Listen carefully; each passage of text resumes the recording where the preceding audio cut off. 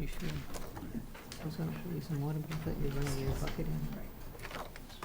I never bring it in.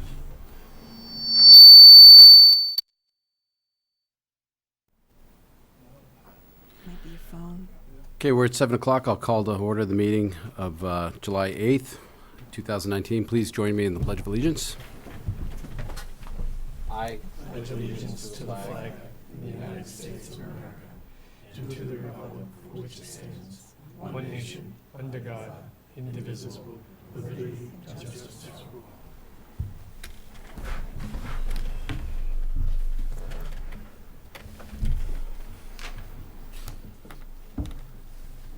So this is going to be a live broadcast on Chelmsford Telemedia. We're going to start with public service announcements. Who do you want to, Do you want to read them? You want me to read them? you can read it. All right, so the first one we have is Monday, August 5th by 4 p.m. is the deadline for submission of citizens' petition warrant articles for the October 21st, 2019 Fall Annual Town Meeting. And that notice has been put in the paper, Paul, right? Yes. Yeah. Okay, that takes care of that. Open session. Is there anybody that would like to address the board? And seeing none, we'll move to committee vacancies, Pat. Okay, as of today, the following committees have a vacancy. The Arts and Technology Education Fund has 1 vacancy. Capital Planning Committee has 2 vacancies. CCA Advisory Committee has 3 vacancies. The Center Village Master Plan Implementation Committee has 1 vacancy. The Civic Committee has 5 vacancies. I thought it only had 4 last time. Did we lose somebody else? Anyway, Community Action Program Committee has 2 vacancies. Council on Aging has 1 vacancy for a full position and 3 associate member position vacancies. Cultural Council can have up to 21 members, so they're looking for many more applications for the Cultural Council. Energy Conservation Committee has 2 vacancies. Historical Commission has 1 vacancy. Holiday Decorating Committee has 3 vacancies. Middlesex Canal Commission has 2 vacancies. Parade Committee is taking all applicants. Personnel Board has 1 vacancy. Public Celebrations Committee has 5 vacancies. The Sign Advisory Committee has 3 vacancies. Skate Park Committee has 2 vacancies, and the Tree Committee has 1 vacancy. If you're interested in applying for any of these committees, there's an application online you can fill out on the town website, or you can get a hard copy application at the town manager's office. Thank you very much, Pat.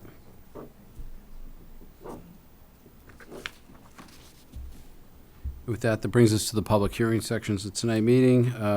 We have a continuation for the all alcohol beverages hotel, common, vigilar, and entertainment license for Rochelle Hospitality. Hi, Attorney John Moretti on behalf of the applicant. So this is a continuation. We didn't hear anything from anybody. Is there anybody that would like to get up and speak on this? I have one question for the applicant. For your common victual, you indicate 24 hours a day you're going to be serving food 24 hours a day, is that correct? The way they explained to me is the hotel's 24 hours, obviously, but the common vic is 6:30 in the morning for breakfast, running until 9 at night for end of dinner time. Okay, because I just wanted to make sure you're aware that you can't serve alcohol, obviously, 24 hours a day. Right. The alcohol is limited between the hours of Right, yeah, whatever. by statute. I think it's 8 a.m. Addressed it last time. Yeah. Okay. Was it after breakfast till the end of the evening? Okay. And my other question is, I know you have to go to the ABCC for your alcohol license. Mm-hmm. Did you want the common victular license ahead of that? We can issue that immediately if you need it now, or we can issue it. I can ask them what they want to do. Well, we'd be doing it today. Yeah, okay, issue the common vic now. Okay. But I know the alcohol has to go through the ABCC process before it can be issued. Okay, I'll make an application, I'll make a motion to close the public hearing. Second. We have a motion and a second. All in favor? Aye. Aye. Okay, I'll make a motion to approve the in-holder all alcohol pouring license for Rochelle Hospitality, DBA Element by Weston at 25 Research Drive. And this also includes approval to pledge the alcohol license to South Shore Bank. Second. Motion is second. All in favor? Aye. Aye. And I'll make a motion to approve a common victualer's license and entertainment license for the same location that can be exercised immediately. Thank you. Second. Motion is second. All in favor? Aye. Thank you very much. All right, so that's the end of public hearings. On to licenses. We have a transfer of common victular license, entertainment and automatic amusement device license for Papagenos. Hi, I'm John Campbell, area manager for Papagenos.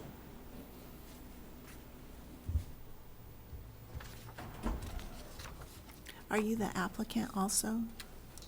Yeah, the company is, yes. I just had a clarification question. Sure. On the letter from the town offices to you, there's a Haverhill address. Yeah, And that then- was my personal address. Oh, okay. Yeah. And then the applicant's, there's no name for the applicant or phone number, but the address is Dedham. Is that? Yes, that's our the corporate business? corporate Okay. office, yes.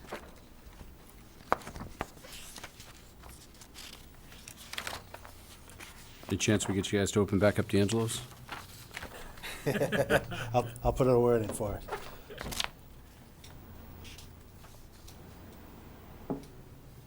Any questions for him?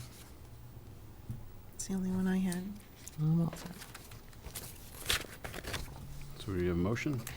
I'll make a motion to approve the transfer of the common victular, entertainment, and automatic amusement device license from Papagenos to New England Authentic Eats LLC, doing business as Papagenos at 29 Chelmsford Street. Second. Motion is second. All in favor? Aye. Good luck. All right, thank you very much. Thank you. Yeah. All right, so with that brings us to town manager's reports. Paul, it's your show. Thank you, Mr. Chairman. Just a few items, many of which I've submitted to you in the 3 weeks since our last meeting by email, but more to just get into the record and also embed it to the community. The first one is we have received from the Massachusetts Department of Housing and Community Development an extension of the town's certification of municipal compliance with the housing production plan. Basically, what this means is that the town is in compliance with the state's 40B affordable housing law. The town's current subsidized housing inventory stands at 10.85%. And the reason that it only goes to 2020 is that they only granted it at those 2-year increments. So even though we're above the 10%, we would then in 2020, get another certification for 2 years. Although it'd be interesting to see what the actual subsidized housing inventory and complete housing inventory is, depending upon the release of census data. That wouldn't happen until 2022. So the bottom line is we're in compliance. They obviously acknowledge the recent additions of the housing stock from Turnpike at the Kinlock, and therefore that met the 2-year certification. So the bottom line is we're in compliance with the housing requirements of the Commonwealth, and attached to that and available on our website in the packet is the actual affordable housing inventory for the community. The next item to report upon is the South Row School roof. On June 26th, the Board of Directors of the Massachusetts School Building Authority voted to invite the town of Chelmsford into the accelerated repair program. This pertains to the South Row South Row Elementary School roof. It's a portion of the roof that's being replaced. How this works is the state invites you in. We submit the required paperwork, such as our capital plan and so forth. We have 2 years to complete the project. The estate assigns a project manager and a designer for the accelerated repair projects. And the other thing to note on this is, it's noted in the letter, and also when Dr. Lang and I attended the Board of Directors a meeting in Boston, is that because of the heavy response i.e. interest, i.e. need of capital investment in schools. At this time, they did not, they awarded roof projects and boiler projects, but because of the heavy caseload, they did not include any projects for replacement of windows and doors. So again, it just shows you the backlog and the demand that's out there. Good thing we already did ours, right? Didn't we do some at the high school? just Exactly, we did the couple windows a few ago? years back. Yeah. So where we'll go is, we have the $15,000 to get going on the schematic design. We'll probably be at town meeting no later than the October fall annual town meeting to request the funding for this project, because it's roughly a 50% state match on a couple $100,000 project. So that's where this stands. And then for the future, just for the capital planning, and part of this program is the high school boilers will hit the 20-year benchmark, which creates eligibility for replacement of the high school boilers. So that will be, and I think Dr. Lang may have mentioned that when they were here, but that will be the application for next year's funding round, would be to replace the boilers at Chelmsford High School, because they're So- 20 years old. In this list of items for compliance certification, there's nothing of concern? No, this is standard compliance certification. They just plug in your project, but we meet all of these requirements, and we'll be submitting the required documentation, to get us involved in the formal process of which is basically the capital maintenance plan for the schools and the compliance certification.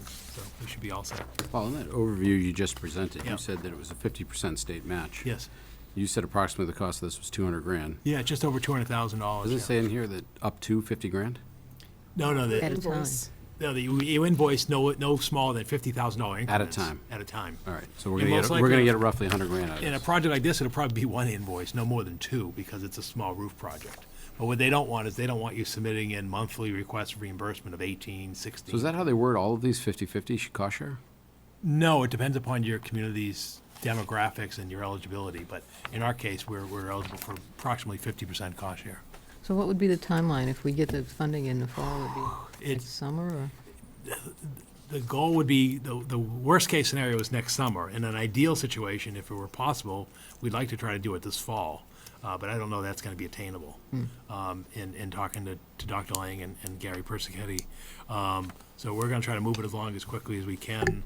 Obviously, you don't do it over the winter months, so and then you don't want to be too disruptive to the school activities. So we'll see how we can move this along as quickly as possible. But certainly, you have 2 years to do it, but it'll certainly be no later than a year from now. We'll be working out there. The next item on my report is sort of a follow-up from the public information session the board held on traffic safety concerns. I did have, since our last meeting, Michael McCall, the assistant town manager, and I, we did sit with the chair, Ken LaFave, and discuss the response to that meeting. We are itemizing all the concerns that were raised.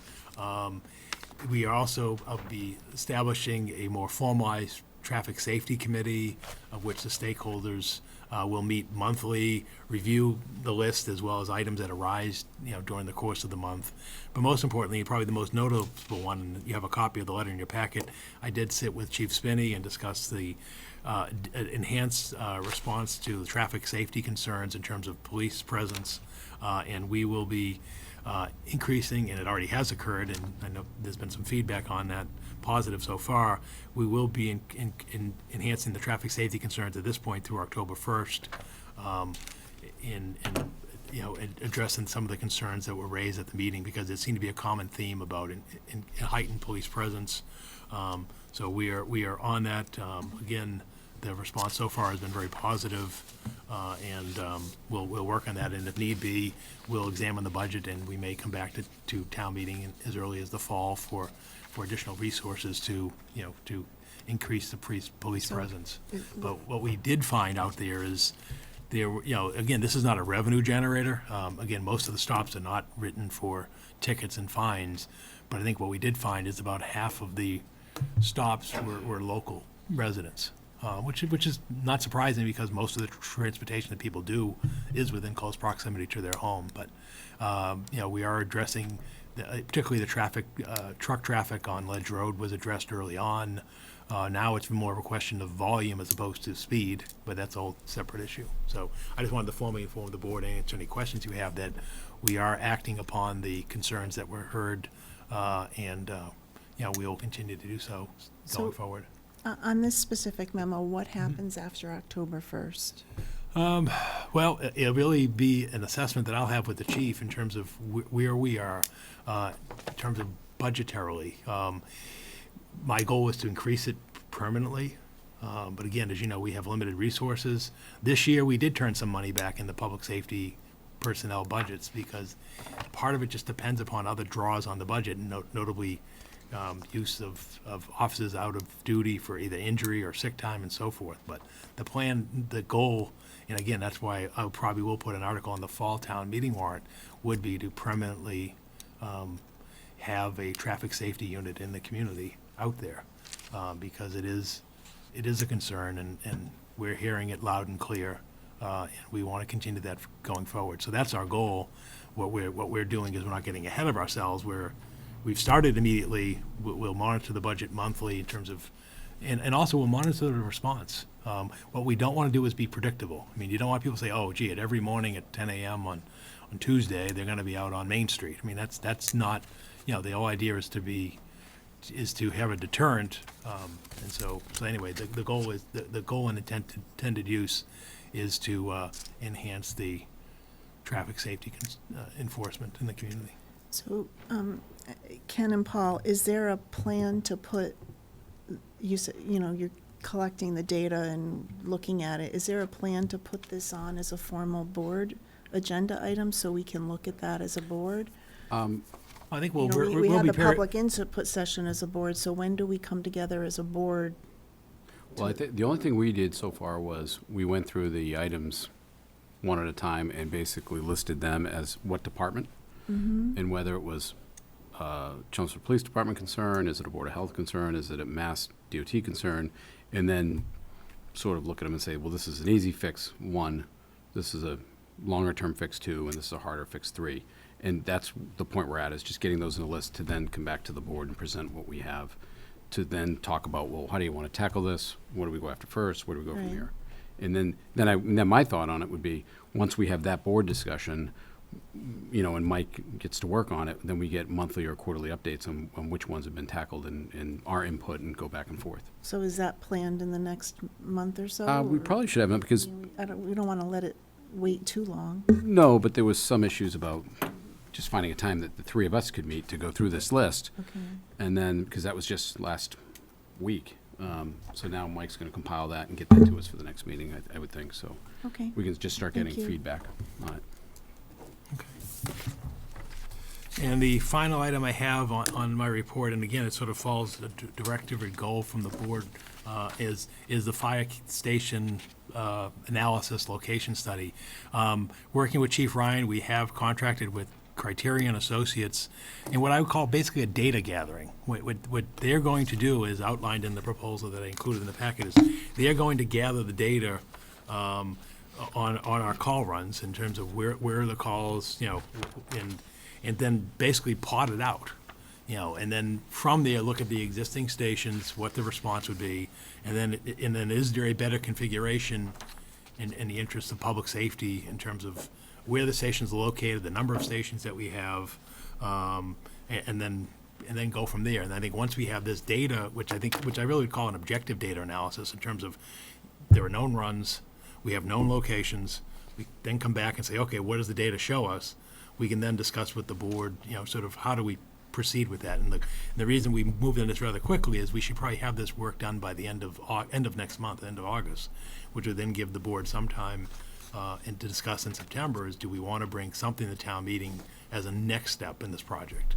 I mean, clearly, we're not going to town meeting in October to build a new fire station or to consolidate or do anything, but it's really to, again, recognizing the direction from the board and the financial stake that's there in terms of operations, staffing, and capital equipment and so forth.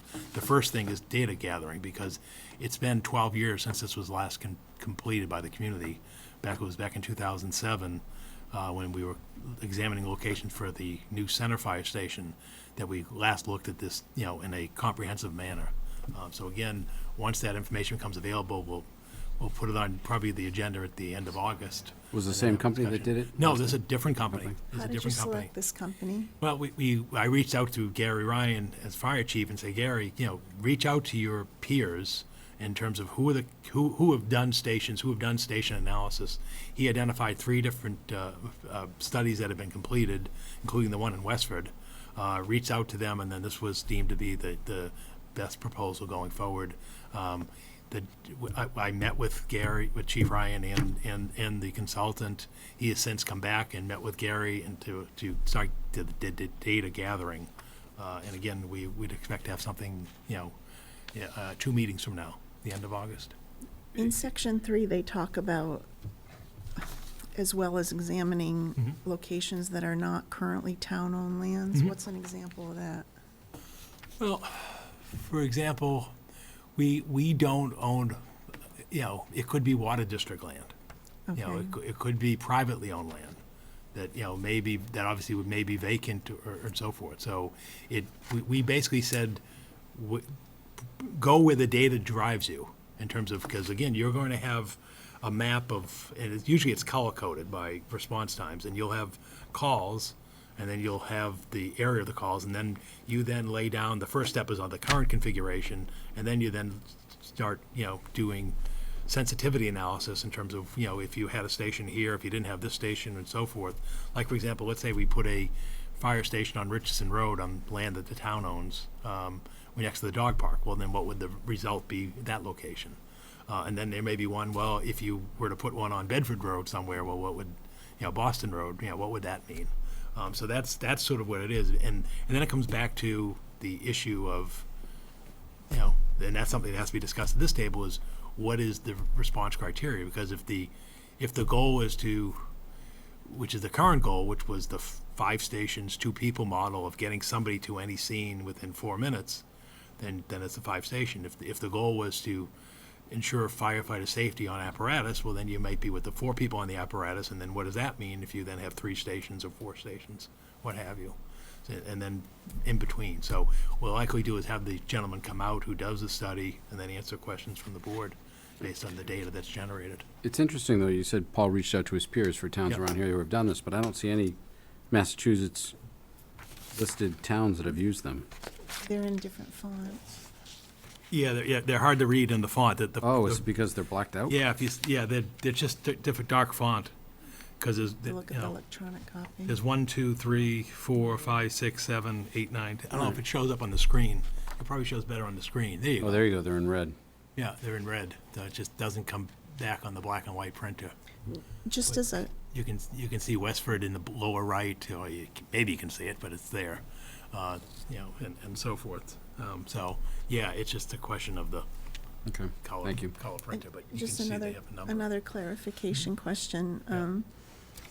They talk about touring the existing facilities to get data, but Yep. then they say not including the headquarters, which is new. Why wouldn't they tour it even though it's new, to understand what's there? Oh, because there's going to be we don't envision any renovation or relocation of the current headquarters building. Okay, how do you they're take not- a how do full- you, how do you Well, look at they- the aggregate resources if you don't look at each Well, station? he's not, doesn't have to physically walk through it. He knows it's a 5-bay station. Okay. And Gary Ryan can tell him what's there. Where he's getting at is, for example, South Station in Chelmsford. You can house 2 firefighters comfortably there. To go beyond that may require some effort. That's the issue of going look at the outer stations that are more limited in their capacity to house firefighters. So that's why he's going out to the satellite stations. So if he comes back and says you need to house 4 guys in South Right. Chelmsford. Right. But physically you can't, so you might have to do an addition or something. Exactly. For rooms. Okay. Exactly. And if you look at the age of those facilities, they do warrant investigation because, most of them were, are 1960s vintage, yeah. At any point, will the firefighters who actually do the work be brought in on the Oh, yeah, discussion? but that's down the road. I mean, and if you look at what we did the last time, we had a study committee, which actually there was probably more firefighters than there were lay people on the committee. when when we actually move forward with it. This is just data gathering at this point in terms of pull the sheets, pull the runs, and then see what the data shows us. Then becomes the real discussion, in terms of what do you do? So Here's what your data shows. What period are they looking at? I think he's going back 3 to 4 years of calls. So this came up in a working discussion that the board had about goals next year. I don't mean this to sound the wrong way, but does the fire department think this makes sense to do? Fire chief does. Okay.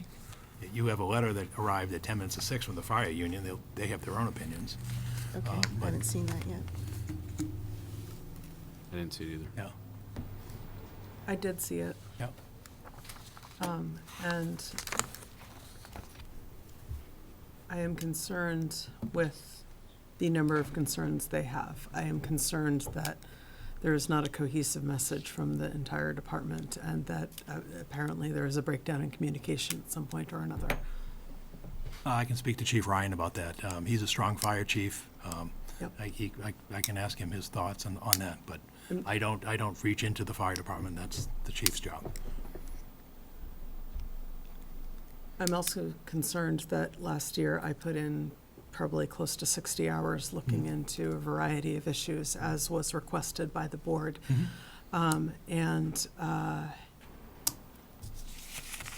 work was essentially thrown out. It was made clear that people did not think that any aspect was valuable or worthy of review. There was a time limitation imposed at the presentation at town meeting, and there was a significant amount of misinformation presented as well, which clouded the issue. I think that we need to make a real commitment to looking at all aspects of this and ensuring that all interested parties have a voice. And I think that looking at raw data is great, but given that the fire department or the police department goes through this marvelous accreditation process every 3 years where they are investigated. There is an external review. Our finance department goes through an external review. The schools go through multiple reviews. Teachers go through multiple reviews. I think that in terms of just looking at departments, any time you have a department that is running for a long time, it's not a criticism. It's helpful to lift up the carpets and to see where everything is going and to make sure that all of the numbers are on track, to make sure that there are no overhanging issues, there are no underlying issues, and that nothing is festering. So I am wondering if there is a similar accreditation process for the fire department that we could look into that we do with our police department, or if there's something that we can ensure that every aspect of this is looked at, because I'm concerned that if you are looking only at one facet, only at locations and response time, that you are going to get a skewed perspective on what is happening, and you are going to get a skewed picture on the needs and reality of the job. So Well, I didn't say I was only going to look at one facet. I said the initial facet was a data gathering and analysis site, and I said that I would report that to the Board of Selectmen. To your other question about whether there's an accreditation process in Massachusetts for fire departments, I'm not aware of any. In my 30 years of experience, clearly the police accreditation process is well known, well articulated, and Chelmsford has been in that program for over a decade. I'm not aware of any similar program for fire departments. And I guess finally I'll conclude is I have the utmost confidence in Chief Ryan and his management ability of the department, and I'm sure if there were concerns that he would not only convey those to me, that he would convey those to you as the chief elected board of the community. I think we have a very professional and productive and efficient and well-operating fire department. And I've also learned in this business that anytime you have a department of 50 to 60 people, you're never going to satisfy everybody. But I think Chief Ryan does an admirable job given the demands upon his position. this is not casting aspersions. I'm just saying that anytime you have an organization that goes without regular in-depth reviews, Well, again, I've served through 3 fire chiefs, and I think I have some perspective on the Chelmsford Fire Department, and I would say that we're as strong a position today as we were under Chief Curran, as we were under Chief Perro. And we worked productively, and as did some members at this table, in terms of addressing the fire facilities, as well as fire apparatus and fire safety in terms of turnout gear and other aspects. I think the festering issue, and you probably saw that filing today, is the labor issue, Emily. Once again, the fire unit has filed for JLMC, Massachusetts Joint Labor Commission. That filing was today. They also turned in this other letter at 10 minutes of 5 this evening. I don't know that that's coincidental, but it is what it is. And, I think we'll just continue to conduct ourselves professionally and appropriately. And again, I realize not everybody's satisfied, but again, I have confidence in Chief Ryan and his management of the department, and as well as I do with Deputy Chief Donahue. And I'm sure if there were concerns, management concerns or operational concerns. But again, I think if you look clearly objectively, the town has made considerable investment in the facilities in terms of the station, the apparatus, the gear, and I think we've also been fair in the labor aspect as well. Part of this is my doing, because I think I sort of brought that whole topic up of, if we were to close a station, which one would it be, or is there a way to do one with minimal impact to response time? And I think that's why you probably undertook this, and that goal was put on there. My feeling on all of public safety is, and I've said this before, if you try to tackle, dispatch, ambulance service, fire station location all at once, it's just not going to go anywhere, because you have too many different factions in town that will, work towards, defeating one goal. So that's why I took the sort of the piecemeal approach. I just, my feeling is I'd rather just have that study done. If they come back and say, we recommend no change, it's no change. If they come back and, at least it gives us the input of where to start. If we find out, geez, you could, go down to 4 stations and it would result in almost no change in response times, well, at least then we have a baseline to start discussions from. So, that was my doing. I'll take, the blame for that, for bringing that up and see the results of the outcome here. But So Paul, do you want a vote on this? No, That's what I thought. it's just a report that I'm Okay, well, providing to you. just Yeah. asking. And that's the end of my report this evening, Mr. Chairman. Thank you. All right, so with that brings us to town manager's review. I'm going to rely on my team here to give me some guidance how you want to approach this. We have everybody's input now listed on the preceding, I don't know, what is it, 4 or 5 pages? 1, 2, 3, 4 pages. I'm sure everybody's had a chance to look at it. Is this something, how do you want to approach this? Do you want to go line by line publicly through each one? I Do don't you think wanna- we need to Yeah, I go don't into think that so much either. detail. I think just a general Sound. summary, yeah. Do you want me to read each person's sort of? I think the first few, you can get, just read them quick and just say, this was, anybody got any comments? Because it kind of, easy. Okay. Anyway. So, category 1, which was relations with other governing bodies, you can see all the lists there. I didn't average the whole thing out, but to read some of the notes at the bottom, Paul's very conscientious about relevant and timely communications with the board. When a course of action is decided upon, he takes a deliberate action to implement it. He's anticipated and put planning in place to address needs and requirements such as school resource officer, human services, OSHA, new stormwater regulations, and acceptance into the age-friendly community program. He effectively worked with the BOS in Fiscal 19 to bring goals to bring forward bylaws proposed by town meeting, including regulations of straws and bags, as well as use of signs and flags. Next comment with respect to considering available alternatives, before making recommendations, alignment in areas such as new personnel positions may be improved by considering discussions on major issues and alternatives earlier, prior to the final budget recommendations. So that's maybe, we're asking you to be a little bit more forward-looking there. Paul's very timely in advising the board of relevant relevant legislation and policy developments.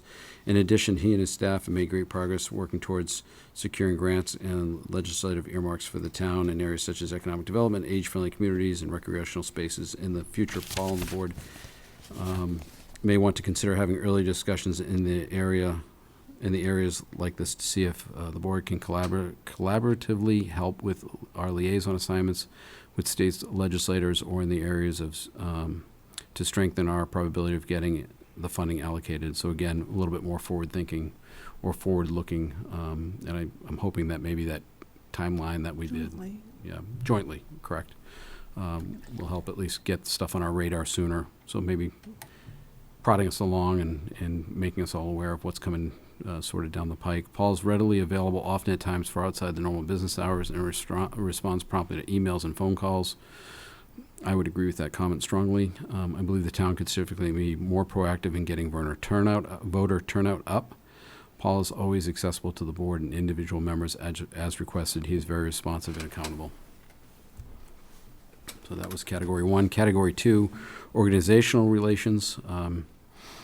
I think that averages out to like a 3.3. And again, just to remind people, 1 does not meet expectations, and 5 exceeds expectations, and 3 meets expectations. So that's, that a 3 is right down the middle of the road. Paul has an in-depth knowledge of our municipal finances and associated complexities. He continues to be instrumental working with staff to maintain an AA+ bond rating. In addition to presenting overall results, the town manager BOS leadership team may benefit from the town manager more proactively offering his expertise on and visibly into relevant lower-level considerations on which the board members may not be aware. Next comment, there have always been times when the message of where the budget is at and its prognostication vary widely. For Part B, personal management, I'd like to see more outreach to colleagues to educate students on the possibilities of municipal careers. Final comment, Paul is consistent in presenting a balanced budget that is fair to all departments. If anticipating budget issues, he keeps the board informed and highlights potential impacts. He works closely and collaboratively with the finance director and town accountant in developing accurate revenue and expense estimates. Regular department head meetings ensure that there are no surprises. So personnel management, that looks like pretty much it averaged out in a 3. While personal job expectations are clear, we promote ethical values, developing and instilling a formal statement of overreaching organizational values would be done as part of the proposed fiscal year 20 goal related to vision, mission, values, and strategy for the town.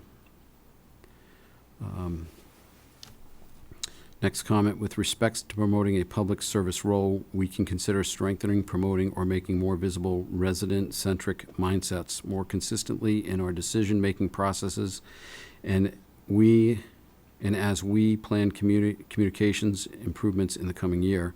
This would help residents feel less surprised and help alleviate concerns from outside party interests may be put before those of residents. The traffic input session in fiscal year 19 as an opportunity to ensure townwide concerns are understood is a good example of extending the leadership outreach with the residents. The town manager and BOS may want to consider looking at the number and type of citizen complaints to determine if there is anything indicative of systemic issues or recommended future improvements that could be addressed.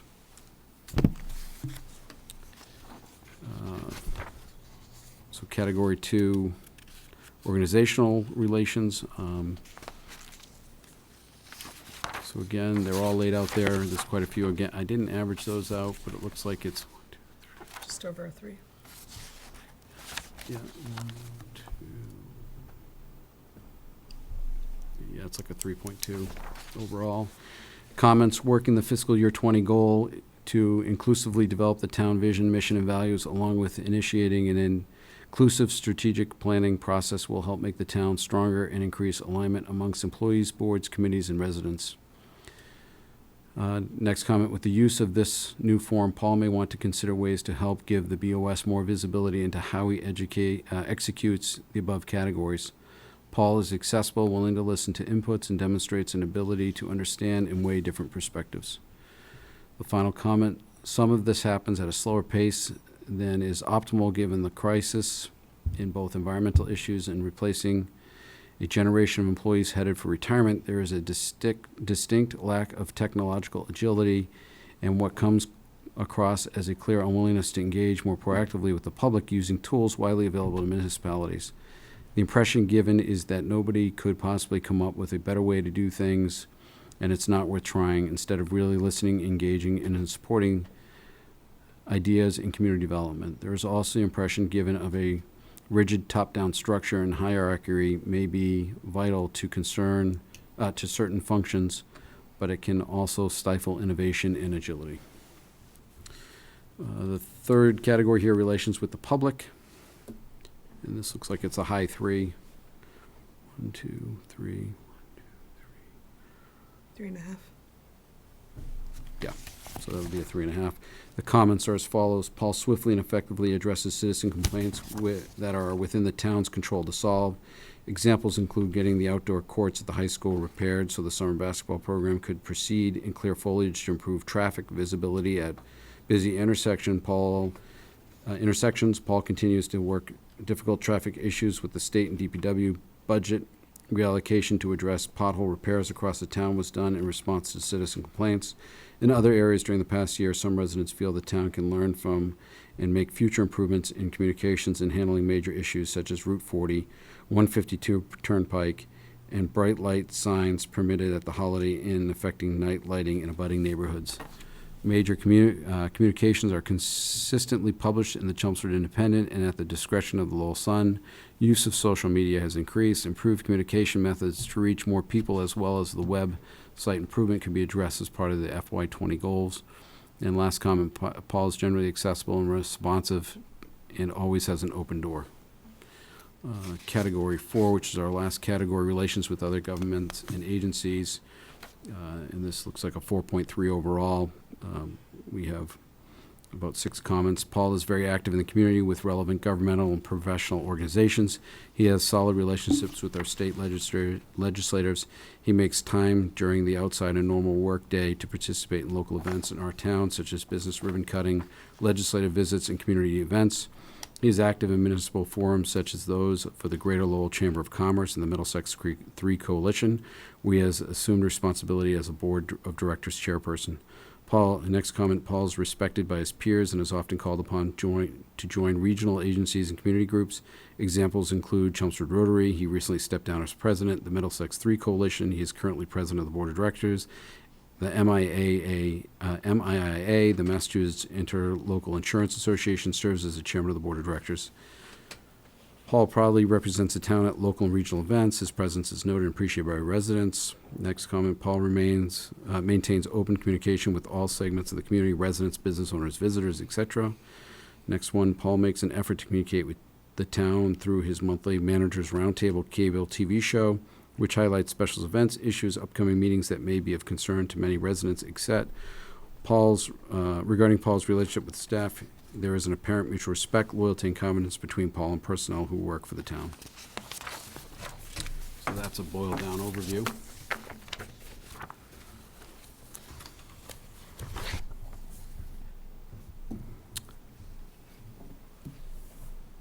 Comments? You just read them all. Anything else anybody wants to, Paul? Any comments you want to make? Does Paul have anything he wants to respond? Yeah, I just want to thank the board for the opportunity to serve the town again this past year. I look forward to the upcoming year. It's, as you said, change is constant. There are a lot of competing demands and resources. I am blessed to be served by such a competent and capable and dedicated group of employees who not only work in this building but across the community. Having been in this business for 30 years, as I noted earlier, I do have a little bit of perspective of how things operate outside of Chelmsford. Things really work well here, and again, it's really a tribute to the people who work in the community, but also those who volunteer to serve the community, including this board. Those who served in the parade committee and whether it be the school committee, and you can carry across the community. We're very fortunate, to the resources in the community that we have. We're very mindful of that. I look forward to coming to work every day, and again, I'm just blessed to have that opportunity, and those who are around me, both professionally and volunteer government capacities, as well as the residents in the community. So I thank you again. The only closing note I will have, and I think some of the senior members of the board know, is that periodically the board renews its labor agreement with me as manager. That we're now entering the third and final year of the most recent incarnation of that. So that would need to be addressed, preferably over the next 6 months, in terms of, rolling forward. I mean, it's pretty much, as Pat and George know, it's pretty much the same agreement that was here when I started, but the board every 3 years does, so we're now in the third and final year of the most recent iteration that ran from 17 to 20. So that's all. I'll remind the board on that, because there is a 6-month notice provision if the board elects not to renew the agreement. So What is the date on that? that runs through June 30th, 2020, so it's just under a year at this Yeah. point. I was going to say, I thought, Yeah.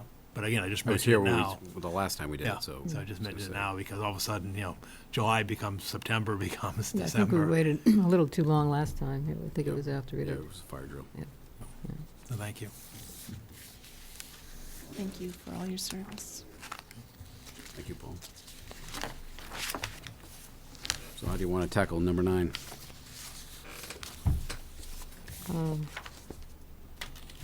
Number 9.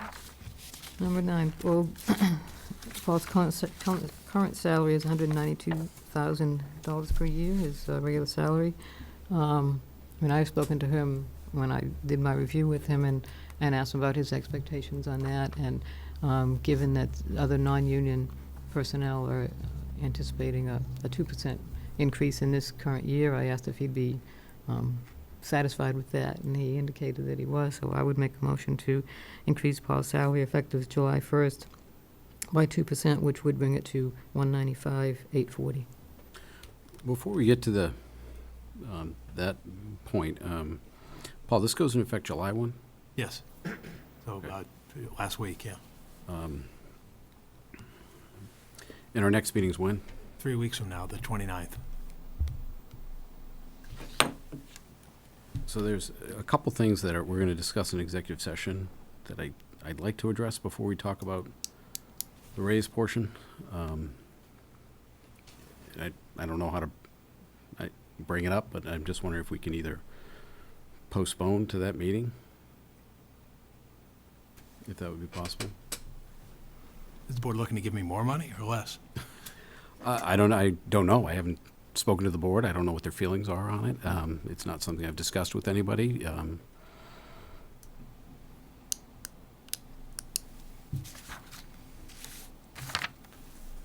don't know what the board feels on that. Well, I made a motion, but nobody seconded it. Well, if someone wants to second it, by all means. Well, I guess everybody's okay with you holding off then. You want to hold it off to when, the next meeting? Yeah.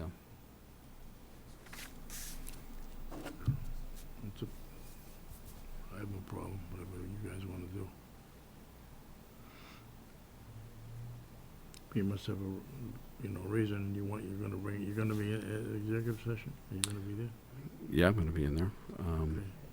I don't know if We didn't put it on the agenda to discuss in executive session.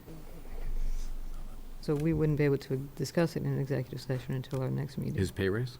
Correct. Well, that's fine. I don't want to. I just want to talk about the outcomes of some of these executive sessions before I go into that. I'm not really clear on the document we got on Thursday, and I have a lot of questions about it.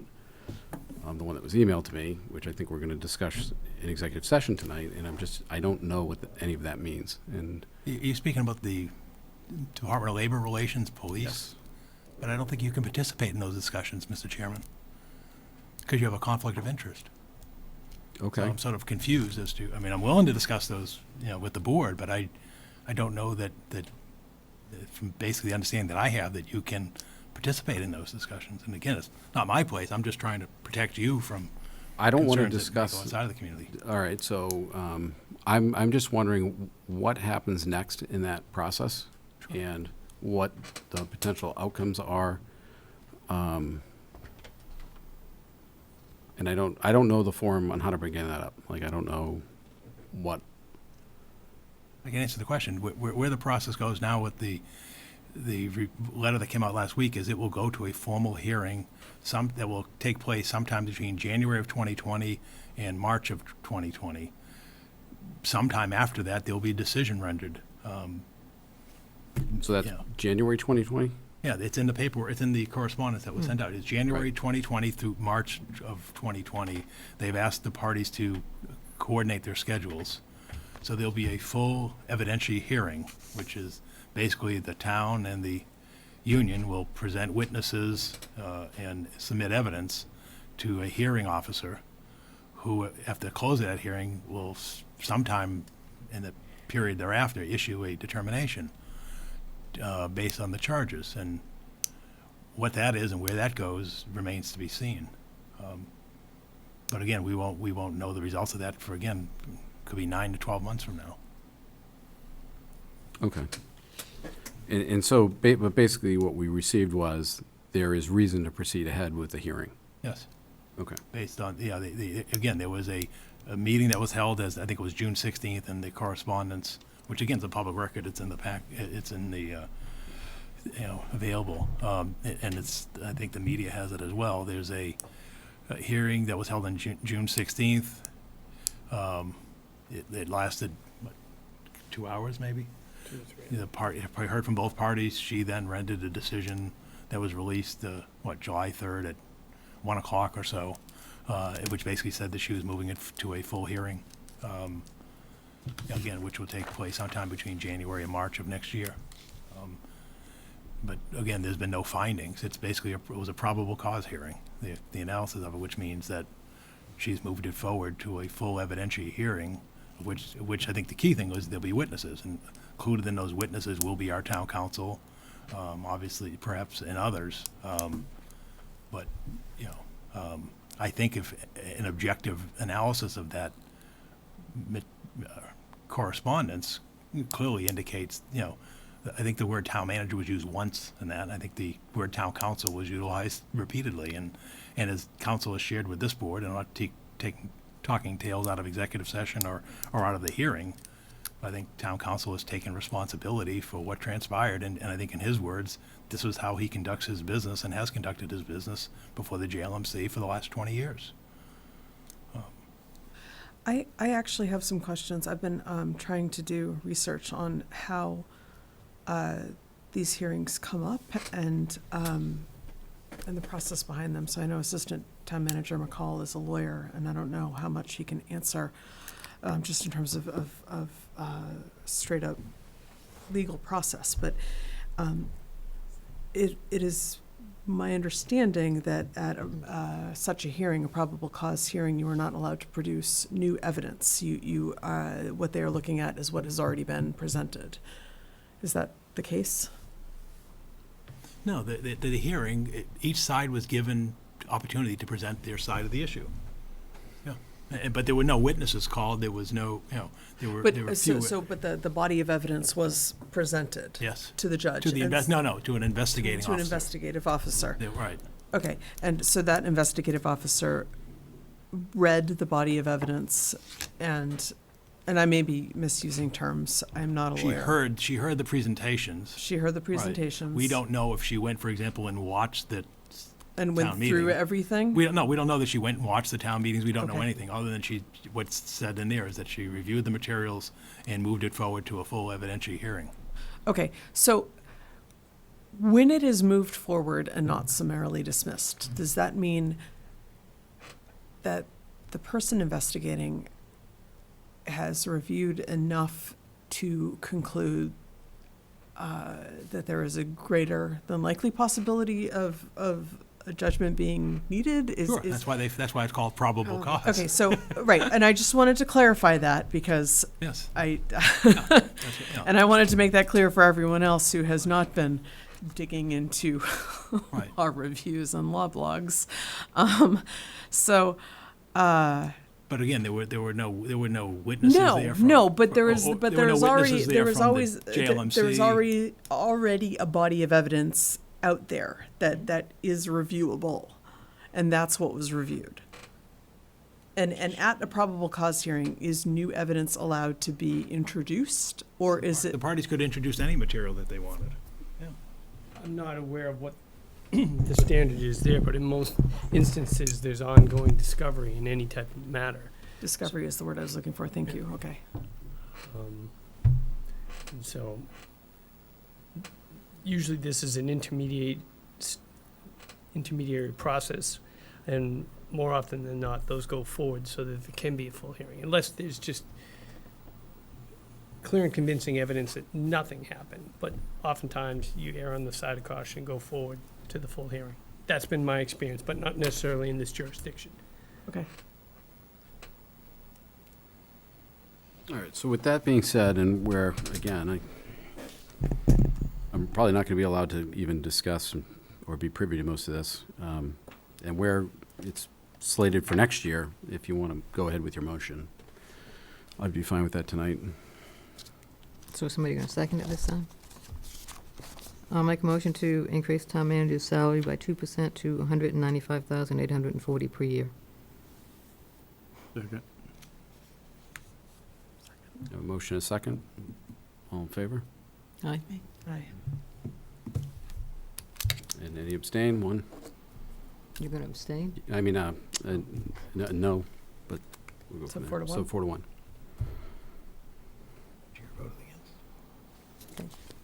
All right, so fiscal year review for goals for next year.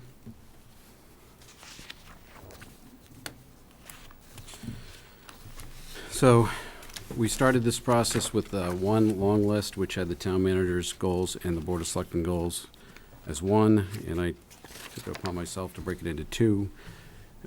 Basically listing the town manager's goal in one section and the board of selectmen in the second. Any comments or feedback on that? Well, as I mentioned, I think if we're gonna develop a policy, number 2, it Yep. should be a policy of the board and not Right.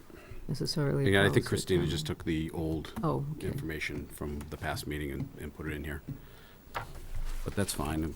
A policy should definitely be a board of selectmen, so that comes down. But the other remaining 9 for the town manager and the other 3 for the board of selectmen, anything else on there? I guess I'm still trying to understand what the policy for brew pubs and taverns in the town is, because those should be covered by light industrial, bars, and all of the ABCC requirements. So I guess I'm just wondering what the purpose is and what the goal is, so. Well, I mean, I'm the one that suggested it, so I'll try to come up with some examples. I haven't looked a lot into it since then, so.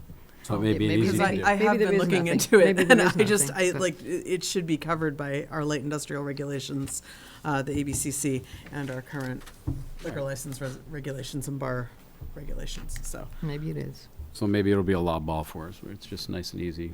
okay. I'll let Pat review it and come back with some Are we information. gonna go through this? Yep. Okay. I just want to make sure that, because these top They go 10 into- were in here, so I want to buy into this before we jump into. Okay.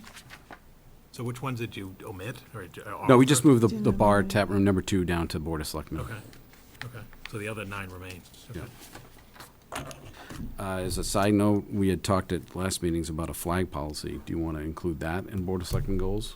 Well, it does say that we're gonna review board policies, and I am working on a flag one that I was gonna bring before us for our next meeting, a Okay. draft to begin to talk about. So we won't specifically list that.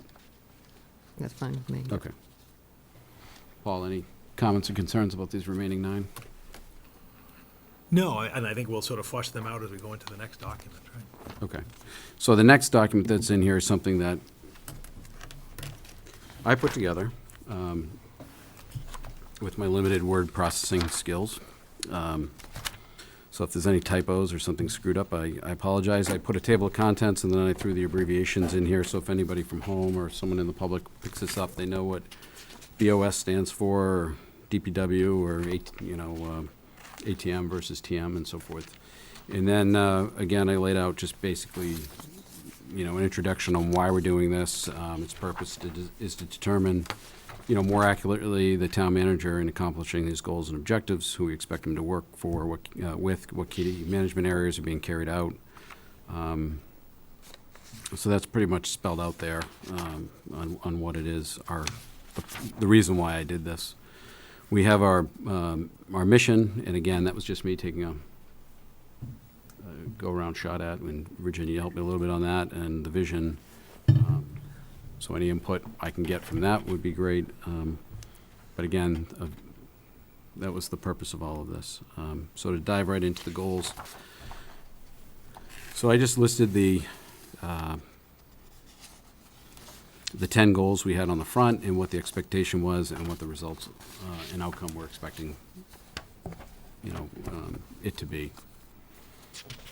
So with that, I'm just looking for any input and comments that I can get.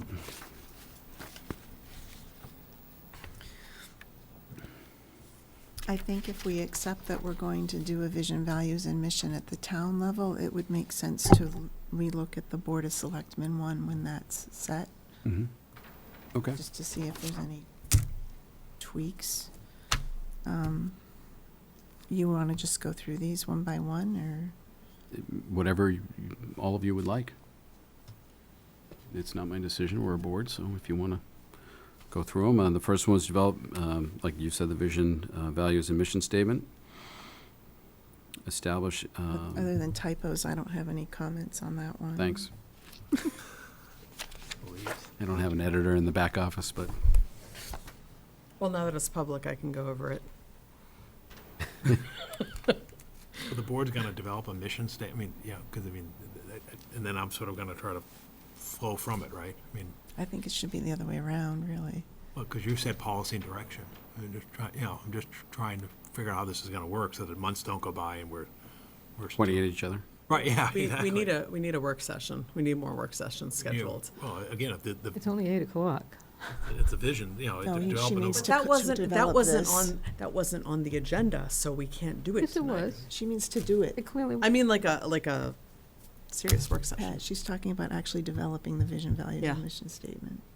So this is an extra task, so we are gonna have to put some hours into it. And I have 20 samples, which, we've gone, in on the flip side, in the research I know Virginia's done some because she's been coming to the master plan committee meetings where we're also talking about a vision, mission, and value. So the thing on the previous page isn't the vision and mission statement. That's what I was, Well, that's the board of director, the board of selectmen's. Right. But That's where I made the comment that it might make more sense to work through the one for the town first. And I don't want to just come up with a vision statement or a mission statement just for the sake of having one. I want one that we can get all the boards in town to buy into, so we understand as a community where we're going here. It's a process. Yeah. It's a and facilitated process to do it. And there is a lot of back and forth that goes, and people get into the weeds with prepositions, like that prepositions and conjunctions get into serious discussion points. So it does take work, and it is going to take some work sessions. So if that's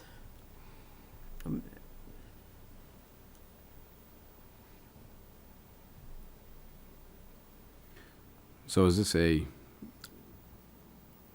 my expectation of this would be something that would come out of town hall, like, you said, all right, this is where.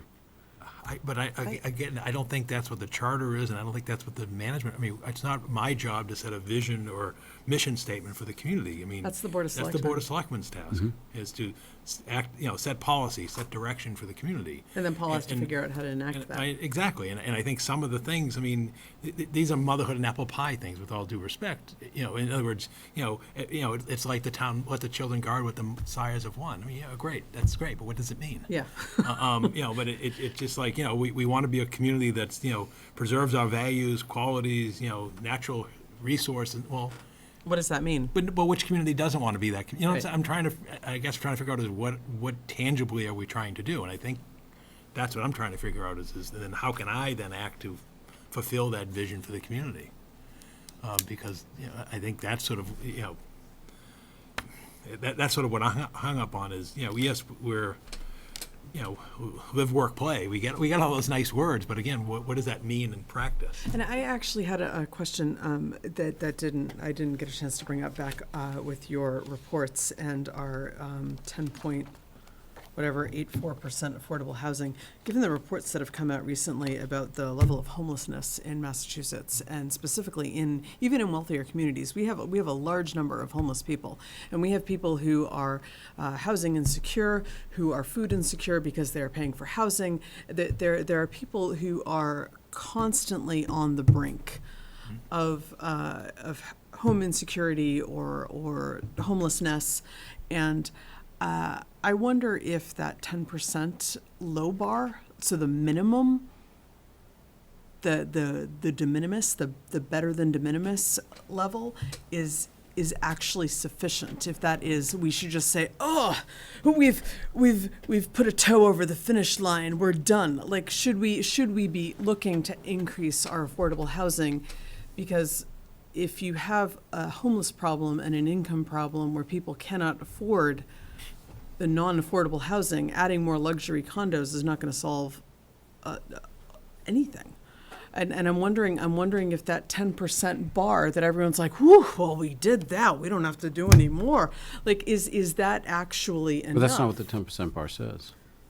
The 10% bar is that a developer can come in and do whatever he wants. Over 10%, now you have 40B friendlies, which means now as a town, we have input in the design, the way it looks, where it goes. Right, and But we have the an affordable specific- housing plan. Yeah. The specific addresses reporting that. that we're seeing is that due to planning board and zoning boards blocking affordable housing and blocking situations that would encourage live, work, play from a diverse group of people, from people who are on fixed incomes, from people who are working class and doing the manual labor of society. How can we encourage that? I don't think the 10% says that we now block all of that. The 10% says Well, that we now that's the control. de facto, but that's the de facto attitude. People are like, whoo, 10%, we don't need to do anything else. But to give a facto perspective, I mean, I don't think came, that's I how came the into this planning board community feels. 13 years ago, and Well, I hear that from developers and their lawyers, that Well, they they're can't like, make as "Oh, much money. they can't, right. Well, That's because you eat into their profits, because now they The town can't. has more control when you have 10%. That's- It is, and again, when I came into this They can community, deny it. like, who are you making money off of at this point? Right, Like, but- I mean, like, we have a homelessness crisis. We have a. Well, we had a neighborhood, I mean, I arrived in the midst of Hillside Gardens, and I think many people realize what that was. It was an issue that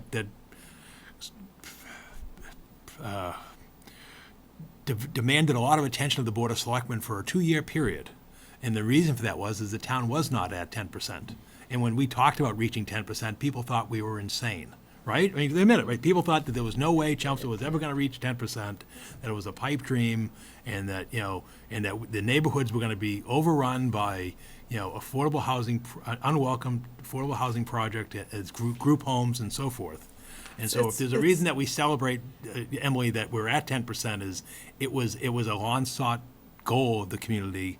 And as I think you're hearing this evening, is it gives the town at least the ability to manage. And as to why more aren't being built, it comes down to economics.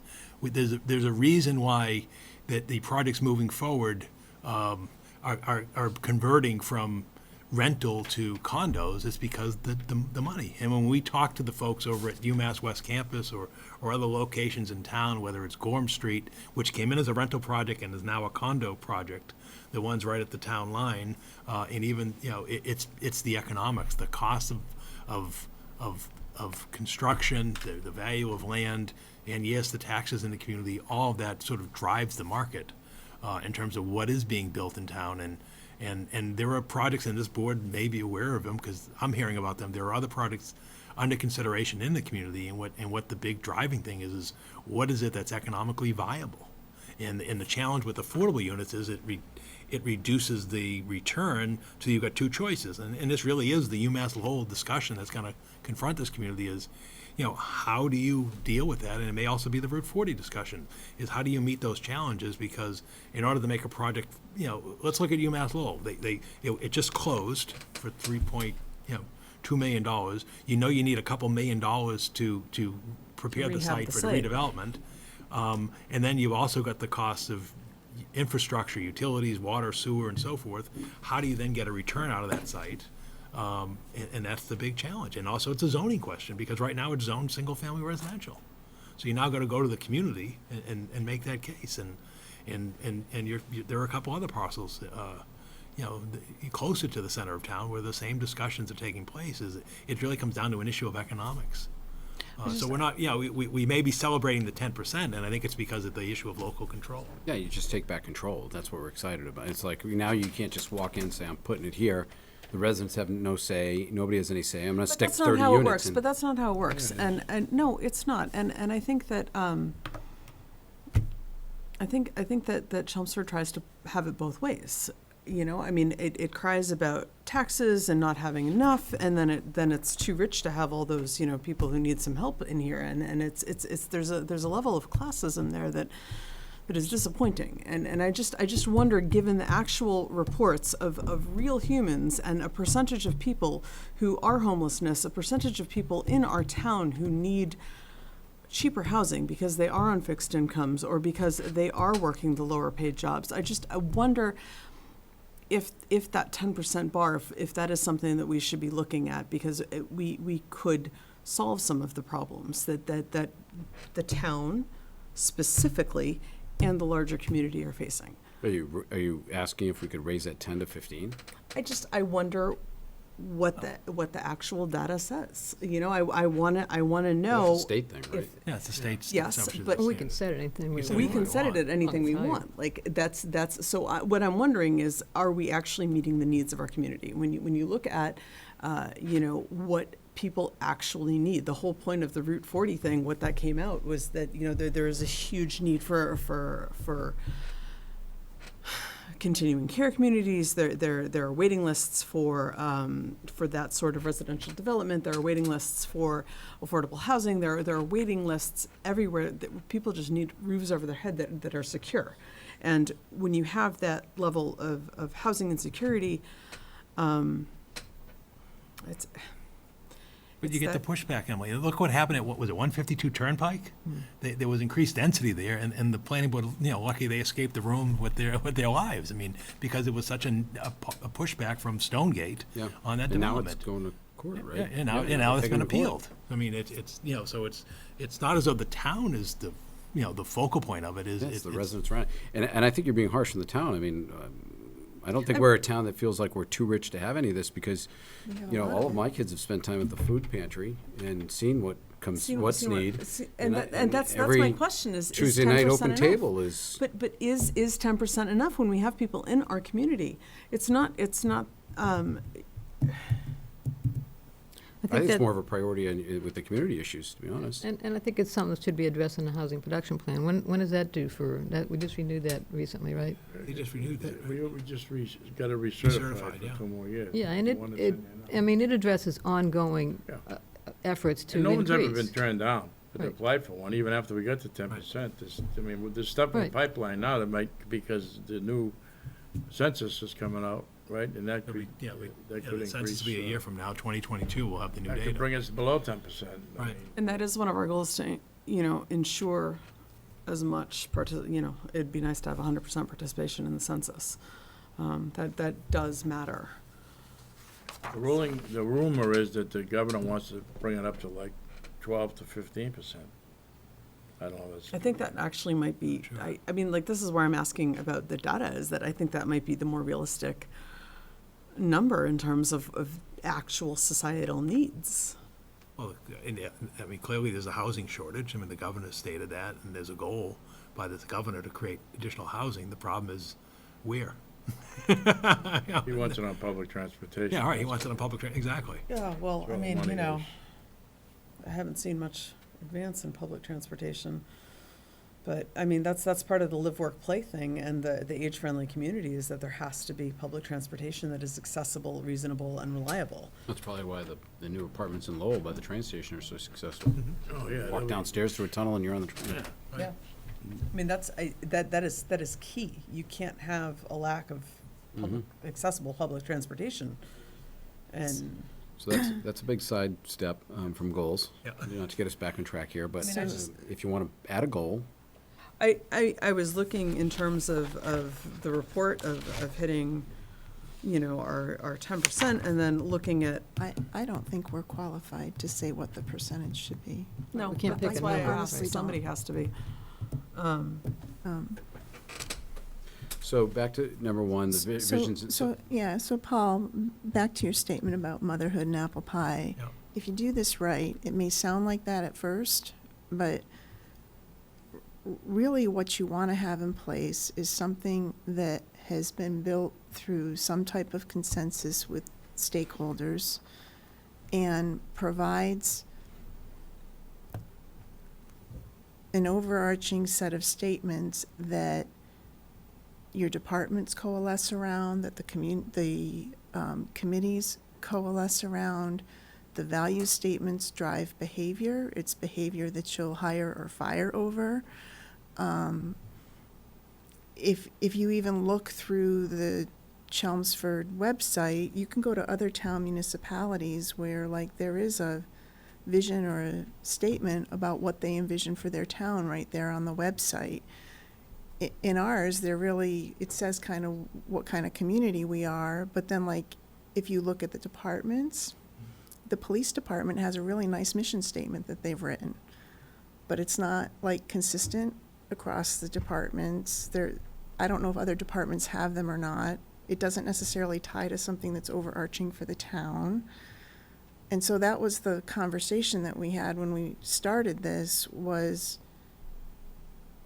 can we work together to develop something that would represent who is a town we want to be in the future, what our near-term mission is for the town, and what our value statements are for the town, and what drives our behavior for the town.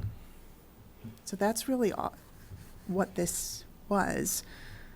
There are other municipalities that do this. It just takes a Google search. You can see it out there. And you I can think I tell sent that- some examples, and they've spent some time thinking through it. And then Westford actually had something on their website a few weeks ago that invited residents to go to Kimball's for 2 different nights to provide input into 2 of the specific strategy elements that they were working on for the town. So I think this could actually be something that could be very powerful and help the town. We're going through so many inflection points, just help us move forward. I don't think it's meant to be an apple pie distraction. No, No, but I think- done right, these but- are not frivolous. They are I think they're meaningful. done by the elected policy boards of the town. In the case of the Well, we master should plan by let- the planning board, well- and in case of an overall vision of the town, it's the Board of Selectmen. It's not, But if- I don't if- believe it's the town manager who's going to sit here and develop a vision for Chelmsford. No, And but the mission statement. if you have that's- everyone running off on their own track. Yes. And all doing their own thing, where is that unifying? I- Then it just, I agree that you're not going to sit in your office and develop something, and I think maybe it's a joint it's a- objective, but I think you have to participate. I didn't say I wouldn't participate, With but I the think it's, leader I of the think, town. but I'm not the leader of the town. The Board of Selectmen are the chief policy officials of the town who set a direction and goals for the Okay. community, not the town manager. It's very clearly articulated in the charter. And I think that therefore, because I think the problem is, quite frankly, are the conflicts. And I think that's where it comes down to. Yes, everybody wants to be everything, but the problem is they'll often run into conflict. For example, we want to promote business development on 129, and then you get the concerns from the neighborhood. Well, you're bringing truck traffic and congestion into our neighborhoods, and then that's It's the the yin and the yang. balance, It's the right. balance, and I think, and that becomes the issue of we want excellent services, but on the other hand, we don't want our taxes going up. I mean, those people downstairs have been hammered for the last couple of weeks once the preliminary tax bills went out, because the reduction in classification then got dispersed over 4 quarters instead of 2 quarters. So everybody's bill, bounced up, as was told would happen, and they've been getting hammered. So, so I get them kind of saying to me, John Sousa saying, geez, what do we do? How do we come? And I think that's the frustration that the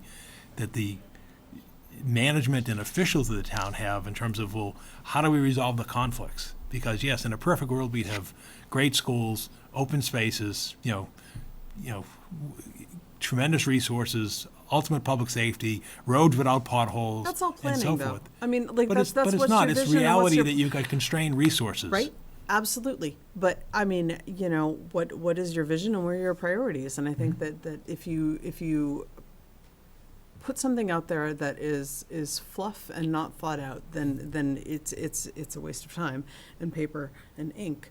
But if you actually focus on that and try to build your mission and your vision and your goals from that and have that cohesive, unified mission and vision, then you have something to go back to. And that's one of the responses you give to people who are like, well, what's going on? And I think the other thing too here is that this has to have community input, and you have to actually use some of the tools that are out there for municipalities that would allow more community input into this, because I think that one of the problems, one of the perceptions is that everything is top down, and So It is not accurate. For example, the board has set that direction in the past. It was very clear 2 years ago, the board focused on economic development. And that was the rezoning of the 129 corridor, hiring a business manager, and yes, rezoning Route 40. Let's call it what it was. That's what it was. And then when the blowback came, then you're right, that's what we dealt with. The problem is, and we've seen this with this board, we would hold public input sessions right over at the Center for the Arts, and we'd get 28 people who might show up, right? Two. I mean, at the best case, counting the people who are in the room on the boards. The reality is, you get the response when the rubber hits the road. And so yes, when you then come in and say, hey, we're going to rezone Route 40, and then the neighborhood catches on that there's a plan that's been put out there, that's when the blowback comes back. And that's where the reality is. Whereas if you do it in the abstract, you look around the room and say, where is everybody? And we've done those which is why the board stopped doing those. And because it was sort of like, my it understanding wasn't though is that there are productive. so many tools that we are not using as a So town. My And you've got this. suggestion would be, if, first, we need to agree whether or not this is a worthwhile goal. If we agree that it's a worthwhile goal, then my suggestion would be that the first step be that we jointly say, what's the process we're going to use to attack this, and then we implement it. Because I think that's what we're arguing over right now is process. Is it somebody sitting in a room? Is it just these 5 people? Is it public input? What are the tools out there you can use? And those are all things that can be answered, honestly, I think fairly straightforwardly. But the fundamental question right now is this a worthwhile goal for the board and the town manager to take on? To that end, though, I think, I did the research on this, and you click on some towns and you read their mission statement and their vision statement and their values. You can tell the ones that are motherhood and apple pie. Right. And you can tell the ones that actually mean something. That put a lot of That- work. that When you have think the of work those and sat towns, down you can and- actually and see, hammered it out. it looks like, geez, they're putting into place what their overreaching, mission statement is here. Overarching mission statement is. So with that said, we're going to get out of it what we put into it. The question of, I understand what you're saying, Paul, it's not, shouldn't fall solely on you, but I think it should be something that we bring and get your input on and what is doable, what isn't, and we do as a team then. Make it a joint. Should be a joint goal at a minimum. Okay. Does anybody think it shouldn't be on here? I have to say, I'm not a big fan of it. I think it will require a lot of effort, and not that I'm opposed to effort, but I think it's going to be tough to come up with something that is going to be something that everybody sees as a vision for the town, for the entire town. And then as far as implementing it, how do you implement it? How do you force somebody to follow those behaviors, those values? I mean, I know the employees, I'm sure, the staff and so forth would. And, I mean, I don't know what would be different, how they would act differently based on a vision statement than they do now. Because when you have the motherhood and apple pie fluff nonsense, people ignore it. And when you have something that people have actually bought into and it is well thought out, and you have, put some thought into it and really crafted something worthwhile, then And everybody buys into it. it's. That's going to be the tough thing. Well, so, Everybody It's buys into it. top down at that point. I mean, if the Board of Selectmen That's why buy you into do it, it. and Paul says, yeah, we put a lot of effort out, I believe what we just did and you get the here. other boards involved, and so we're not all pulling in different directions, then yeah, it falls into place.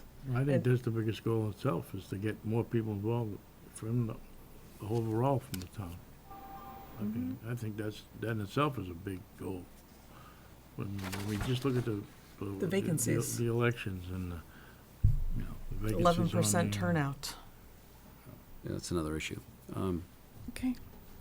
So we have one doesn't want it on the goals? But I'm okay with it. I just really question Yeah, the, it's hard work. It's hard work. well, not that it's, just that it's hard work, that I question the value of it when it's done. You know, how it'll be accepted and how it'll be followed. I mean, not that it wouldn't be, I think it absolutely would be, but I don't know how it would be different than what the employees and the committees and everybody does now. I think everybody would come to you, you know, if we had a session to talk about it, they would all come and tell you, you know, the best, the best way to move forward is how we do it now. Well, So, If but that's the just- answer, that's the answer. But that's just my opinion. I mean, you know, if we want to spend some time on it, then that's okay too. All right, so we're skipping 2. That's going to go down to Board of Selectmen. 3 is identifying track parameters to monitor the effects of the split tax rate. Such parameters may include relevant assessors data obtained through the town, new business development initiatives, and public input.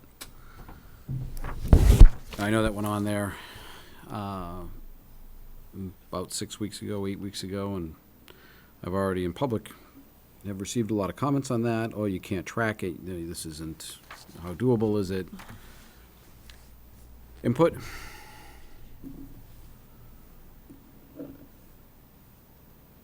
Well, you do note under expectations that we probably won't be able to determine anything definitively for several years.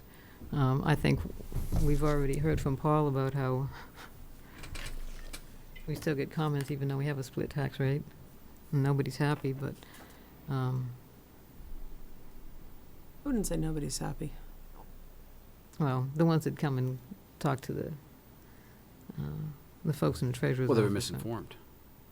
I mean, they didn't realize that they'd get the break over 2 Well, and then split over yeah, 4. maybe they just forgot that they were informed 6 months ago about it. Or, I guess. But, you know, again, and last year when this came up and back in the fall, we had this vote, the big push was, you know, at the time, the board, the comments were, well, we're going to monitor this. We want to then, after the fact, we want to be able to track this and see the results. And okay, that was the promise that was made, and I'm just following up on it. I mean, that was, in those meetings, that was the comment that was made, so. I think the way you worded it, any other needed organizations, I mean, we're just gonna have to look at a number of different parameters over the next few years and see what happens.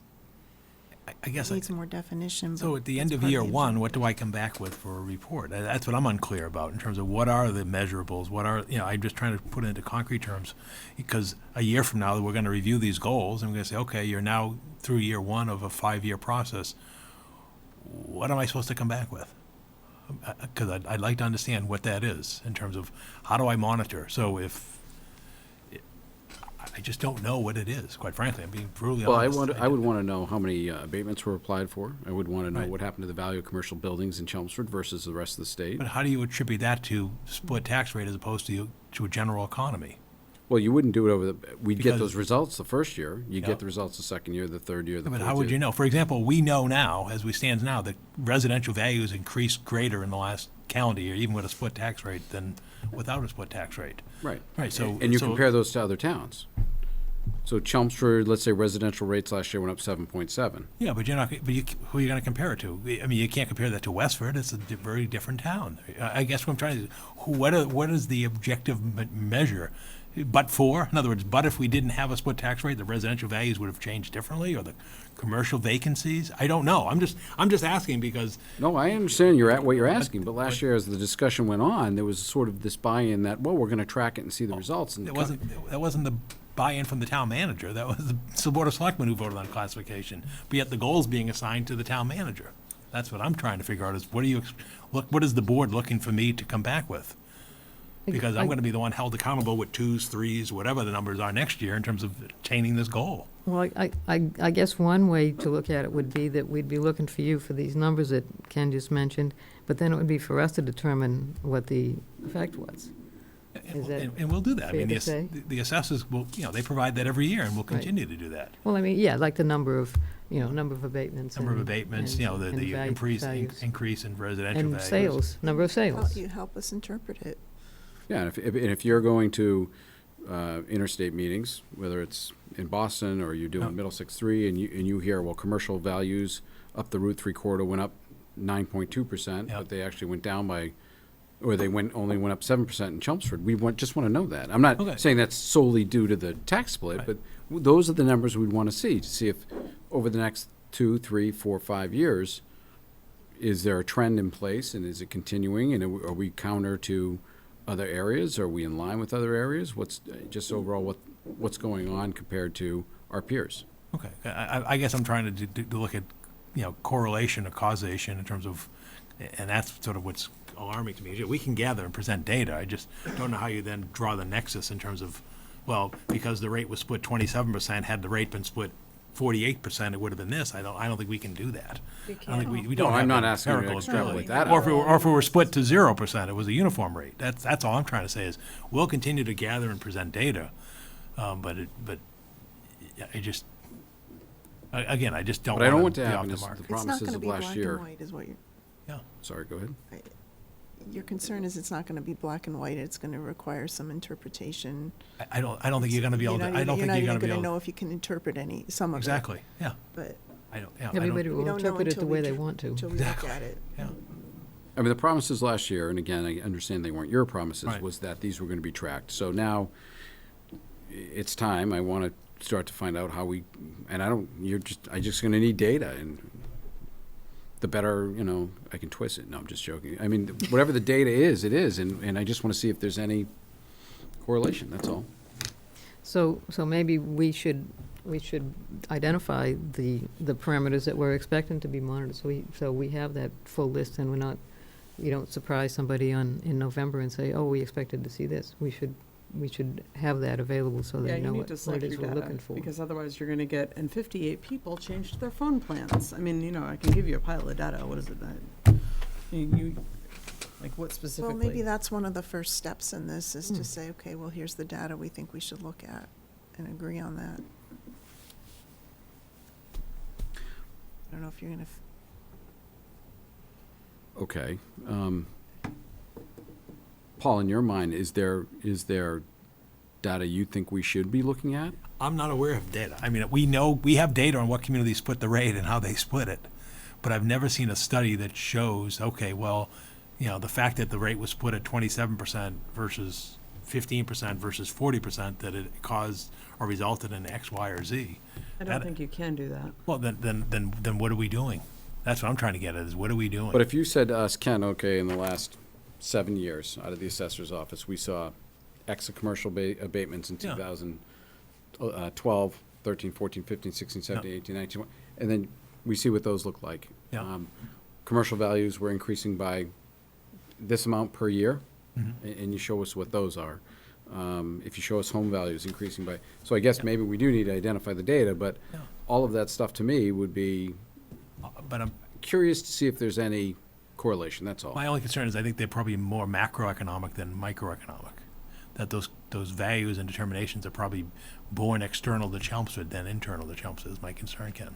Is that the fact of abatement activity is probably tied more to the general economy than perhaps the fact that we have a 27% split in Chelmsford versus 40% or 12%, and the issue of home values appreciation is probably tied to the general economy. And if we go into a recessionary period like we saw back in 2007-8, then you're going to drop that. I mean, I that's agree what I'm with what you're getting at. saying, and people only file an abatement to lower their taxes, and we're in the middle of, we just celebrated the 10-year anniversary of this boom, Yep. and I would think that this year, if we see an increase in abatements, that would, to me, be surprising, because we're in the middle of a boom, but Some would if- argue based on what, though?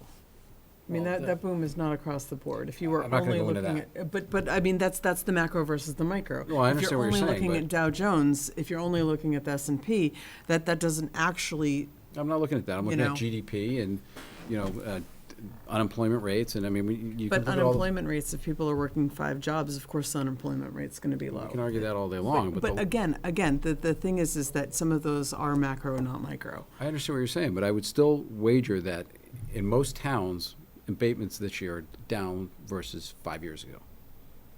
Maybe. I'm gonna make that argument all day long, and Okay.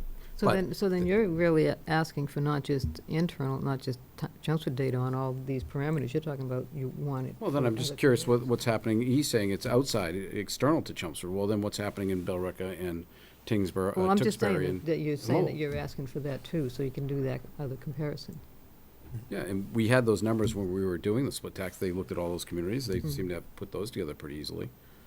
I don't think I'm asking for, Well, I'm just saying that we need to provide the information that we want, those criteria Okay. that we're looking for. Yeah, my job is that you're not, my job is to achieve the goal that you're trying to get at, as opposed to having frustration on both sides, is I don't know what you're looking for, and you're not getting what you're seeking. That's my- well, maybe, yeah, no, I understand, but maybe it's a conversation you have with the assessors to say, is there a way we can measure this? And if so, what are the key data points that we need to track?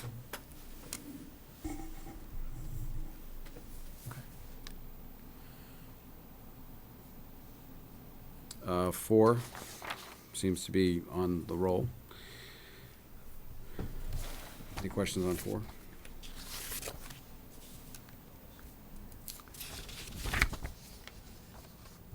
Move on to 5. That's one that was on there last year too.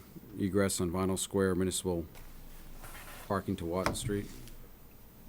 There's an issue with private. That'll be on there forever. I'll be on there for, right, there's only one way to get to Watton Street. So, but we'll, yeah.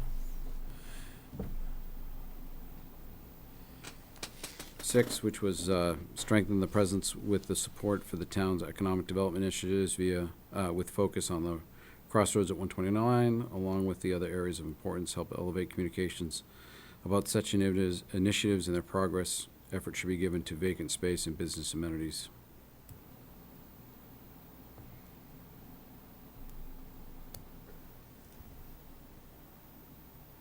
So what does that actually mean?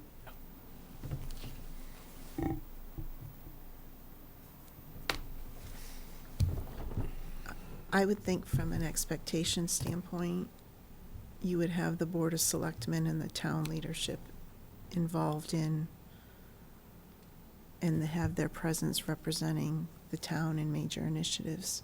It may not be all 5 of us, it may be one of us. Some things may be more public than others. But I think that's the expectation or the evidence that you would have, is that you actually, between Paul and this board, there's some joint leadership involvement in some of those major initiatives. Could I have clarification on that? What does that mean? For example, I have a meeting on Wednesday regarding property owner who's interested in developing their parcel. Well, I mean, initially they had that discussion with, they'll have that discussion, but what are you looking at for? Because, again, it sounds like you're going from the policy and direction goal into the administrative goal. And that's what I'm trying to figure out, because many of these things, and some of the concerns that were even noted in the evaluation, are issues that are beyond my control. Most of those projects go to the planning board. Somebody wants to put a mixed-use development on 330 Billerica Road. They're not coming in this room to see the Board of Selectmen. They're coming into this room to see the planning board. And that's a separate and co-equal board. Right. And it's an elected board, and I can't give assurances to what the planning board may or may not do, nor, and it's a similar discussion, quite frankly, on the UMass West campus. If they're gonna come in and say, hey, how would the town be willing to change its zoning to X? Well, you know what? I look at them and say, I can't tell you, because neither I nor the Board of Selectmen are responsible for drafting and recommending zoning articles to town meeting. Just like the discussions on 152 Turnpike Road, which was referenced in the thing. That's not my domain. And I have learned from experience that if you step into the domain of the elected board, such as the planning board or the Board of Health, they don't take very kindly to it. So I don't think that's what this was. So what are we trying to do here in terms of the I think 129? I think a better example would be the owner of one of the vacant buildings has a major potential prospect to fill that building. Yep. Right? It goes back to the conversation we had previously, where when you're bringing in those executives who want to fill those vacant buildings, Mhm. can we help provide the leadership presence from the town to say, hey, we want you here, we're going to welcome you here, you have our support from the town manager through the Board of Selectmen? Because those kind of conversations,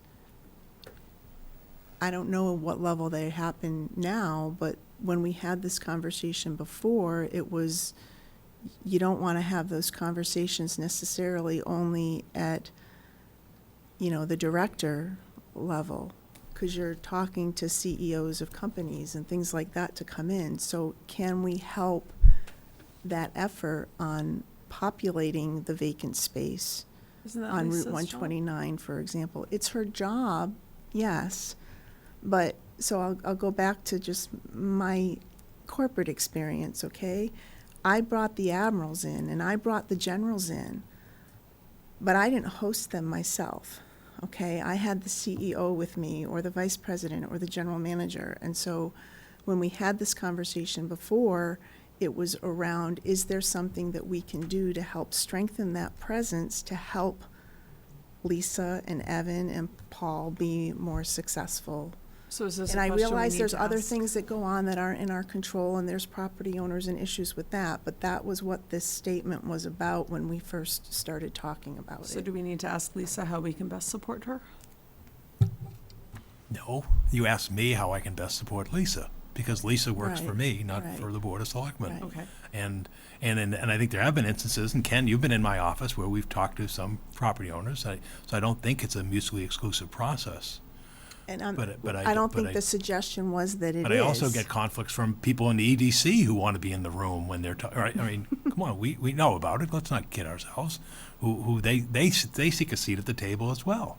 And the problem you have is oftentimes these people aren't ready to have a airing of their proposal. Yeah, not a formal discussion. Formal discussion, and the problem is the more people you bring into the room, the Right. more nervous they get. And we've had instances So this- where we've had basic people, no, I mean, we don't want This these people at the table. We I just don't- want to meet with these two I or don't three think individuals. I don't think this was about parochialism or trying to ensure seats at the table. Right. I think when we had the discussion, it was truly about, could we help the process by having a stronger, if we don't have the Board of Selectmen, for example, involved in some of those discussions, at least the major ones, could we help the process by having a stronger leadership presence with certain prospects that might be coming to town, not necessarily all of them.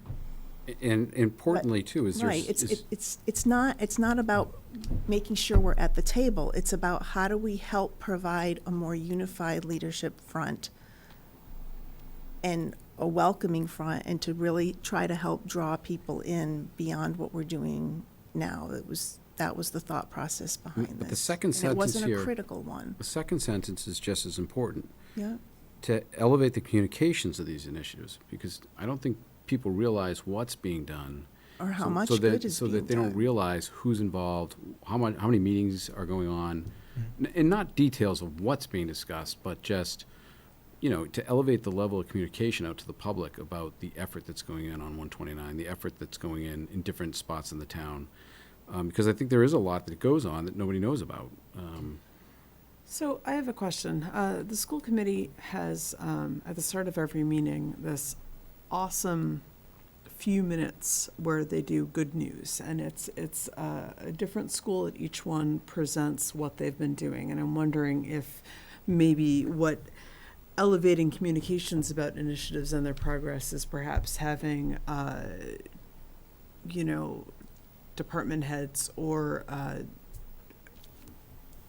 various, Well, Well, we're Emily, getting that update from was Lisa part once of a the quarter. discussion too, So- when we had this before. Ken brought up as one example, we could, Have make sure them that come we're and speak. consciously inviting Lisa or Evan to come in periodically Right. to, We did for the first year. She Help with came the in like once a quarter and gave us communication. updates. right. Yeah, she's been here a year and a half, yeah. Yeah, but for the first year or 9 months, she did do that, and she hasn't been in a while. It's been probably about 6 months, yeah. Yeah. So it's more it's not only, so I think it's the view of a leadership presence. I mean, we've talked about, I know you and I have talked about the war room, as I call it. Mhm. I just think I've been in these meetings, and I think it's tough to and again, I know I'm probably making it seem more than it should be, but, my feeling is if you're gonna have someone coming in who is looking at Chelmsford, is someone coming in that wants to develop something in Chelmsford, bring a business to Chelmsford, it's tough in your office around that small conference table, when the people that bought UMass came in, there were 4 of them, there was 4 of us, and we were banging knees around that table. Right, and then we move across the hall to Yeah, 200. and my thought is, it would be nicer just from a leadership standpoint. Okay, we're gonna make a nice conference room.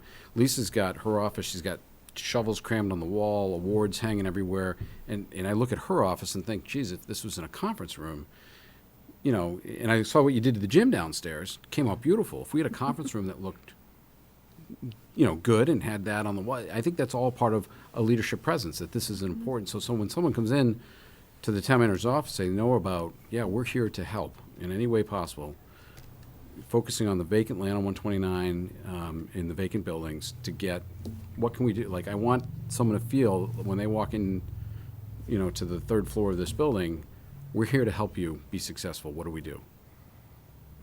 And I don't know how to put that into a measurable goal, but I think that was part of what's going on behind this. And they're not getting that feeling today of that we're being helpful and responsive, because the feedback that I'm getting, the reputation that Chelmsford is developing out there is Chelmsford is a good community to work with, and they're responsive from down to the building department up to, the boards in the community. Right, and your words actually just hit it on the head. Yeah.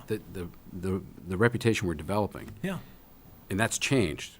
Mhm. Probably, I would Yeah, make the argument I can that's tell you, changed over the last 3 years. We had a gentleman who was in the office, who basically said, who was astounded because this wasn't the same reaction he had from Chelmsford 10 years ago. Right, and not even 3 years ago. And maybe even longer than that, yeah. Yeah, but in short-term memory, I'm hearing from people, it's changing from just 3 years ago. And to me, that's a win. I just want to keep that momentum up. Okay. It's working. Lisa's had some great successes that, I argue with people when I'm out, at different restaurants in town. They come up and, how come you're not doing anything? No, Omni Way is full. Like, people don't realize that Omni Way is full to capacity. That we're bringing in a lot of smaller companies filling some of those larger spaces slowly. And to me, that's the leadership. We need you out in front saying, we're having success, we're doing a great job, here's what we're accomplishing.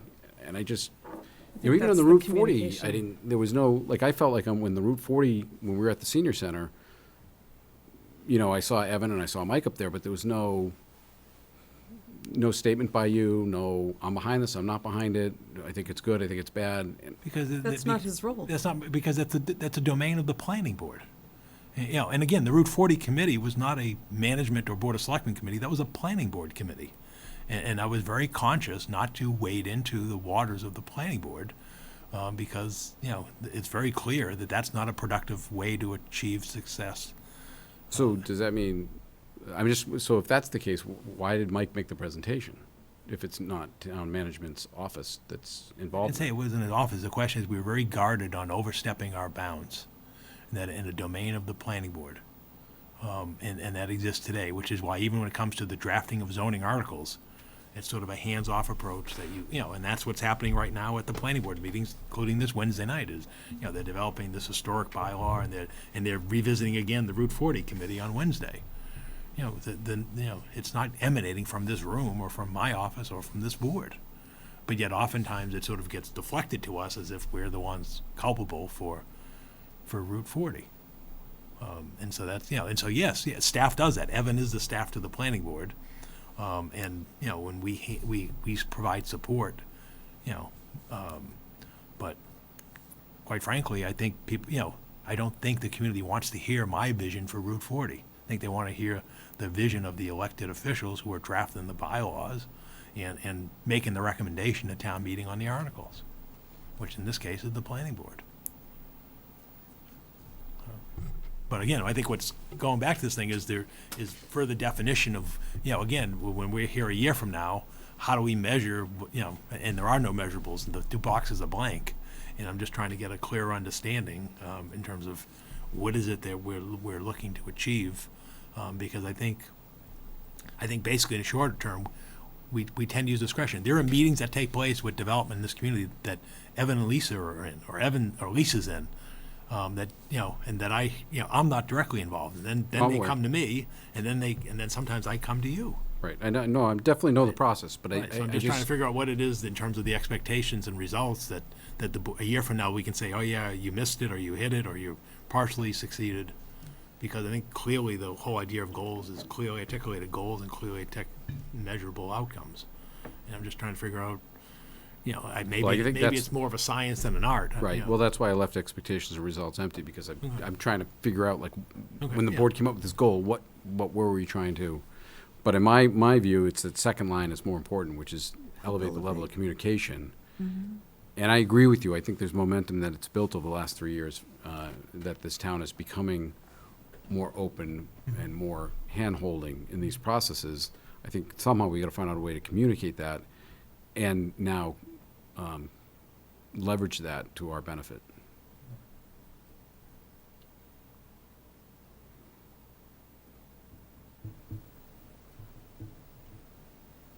And again, it's gonna be your goal, so maybe you look at it and say, well, this is how I think I could do that.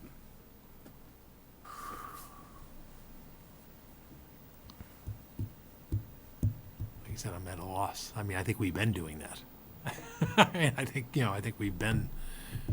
we're gonna try to continue to do that. I think without a measurable, and it's the SMART acronym. But like, what are we measuring here? Without a measurable thing, like we want to increase by 2%, we want to do something 10 times, we want to, like, without, I mean, if we were gonna say, bring in, relevant department heads 8 times in the next 12 months, then that would be something measurable. We could say, okay, done. So actually, let's put the pause button, because I hear what you're saying, Paul. This is supposed to be our attempt at a working session. The goal was listed somewhere prior in the last few meetings, and obviously it got written down, I put it on the list. Does the board want this as a goal? And if so, how do we measure it?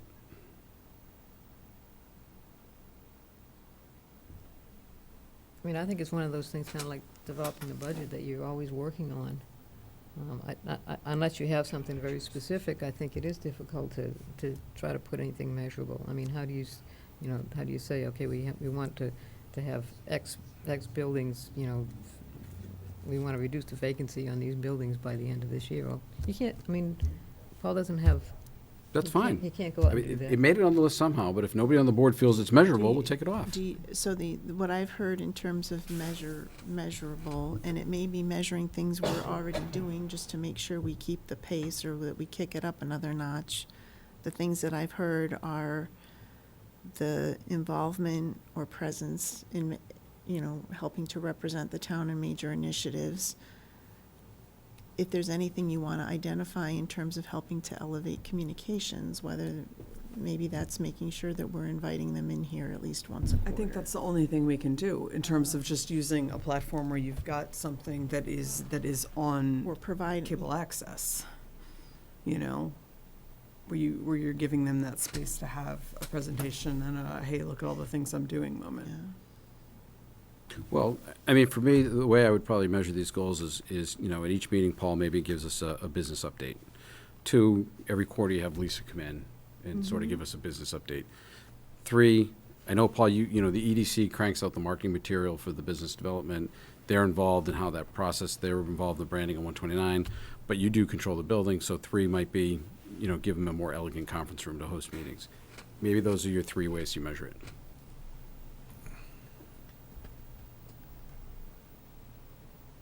I think a business update every meeting is kind of aggressive. I mean, I Can't imagine that much Well, going like on. we do a liaison. If he's got nothing to report, he's got nothing to report. If we give him a business liaison where he just gives us, we met with a 3 good different idea. developers this week. We have someone who's interested in a piece of vacant land, someone else that's interested in an office building. That's all I can say. Fine.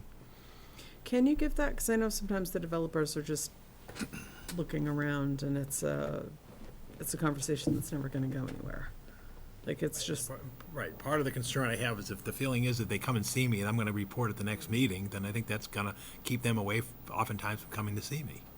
But I'll give you the full rope on that one, which is, At your discretion. yeah, if they say you can't talk about it, you can't talk about it. I don't want that update. But if you do say, we've met with We some just filled people the last about empty space on the XYZ. way. But it's, all I'm saying is it's kind of sensitive. For example, we know as we sit here today, I'll give an example, the lease at Santander Bank at the Oddfellows expires in less than 12 months. I know and I know at least one other member of this board are hearing rumors of what may be being looked at over there. Well, I'm not sure it's going to help anybody if I come in here and say, oh, well, I heard last week that, some, Circus is party looking at is, the space. somebody's looking at, redeveloping the Fiscal House. I mean, I'm just not sure, until I have a signed application before the planning board or a signed lease agreement or purchase and sale agreement, I'm not sure that those discussions are helpful, quite frankly. In fact, I think they can be counterproductive. And the same thing with UMass West Campus, we're being told that, we know that the property closed, and I sent you an email when I got word that it had been recorded at the Registry of Deeds. Now, again, the rumor mill is out there spinning, and we're being told that, that a certain development company is being brought on board to assist the process. Well, does that help if I come in here and say, hey, I'm told that XYZ is helping with the redevelopment of, all that's gonna do is get, churn up waters that may not be ready to be churned up. And I'm not sure that's productive. And so if anything, I'd rather be more on the side of being cautious but then you get the blowback the other way.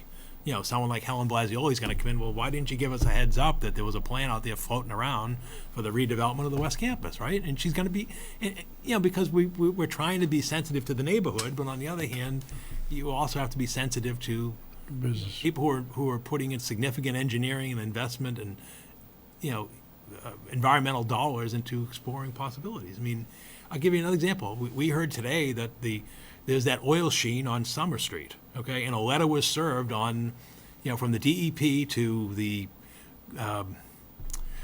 property owner of the plaza, Win Stanley, that they're being deemed a responsible party.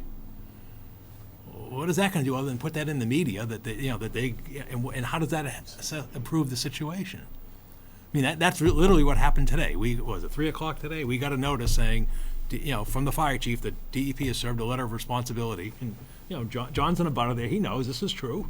I know. Yeah, but the point is I understand it's important, and I'll send you that, but I'm not so sure that bringing it to this table does anything other than just heighten the comments on social media and then the print media, which, for one, that I don't know that Win Stanley had anything to do with what's going on over there, other than they've now been served, and it only does anything, it may just damage their reputation and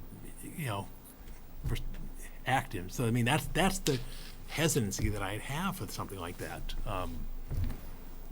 It's easy to say, oh, we're having a ribbon cutting for the Trailside ice cream. I mean, that's great. We're all going to that, and they're gonna, that's a good feeling story. But some of these other things that are prospective or under development are a little more sensitive. But it may even be, I'm just trying to think, again, I could just go back to that second line, and because it's elevating communications of what's going on. And it may even be, instead of, hey, we got a grant for this for, the rewriting of the commercial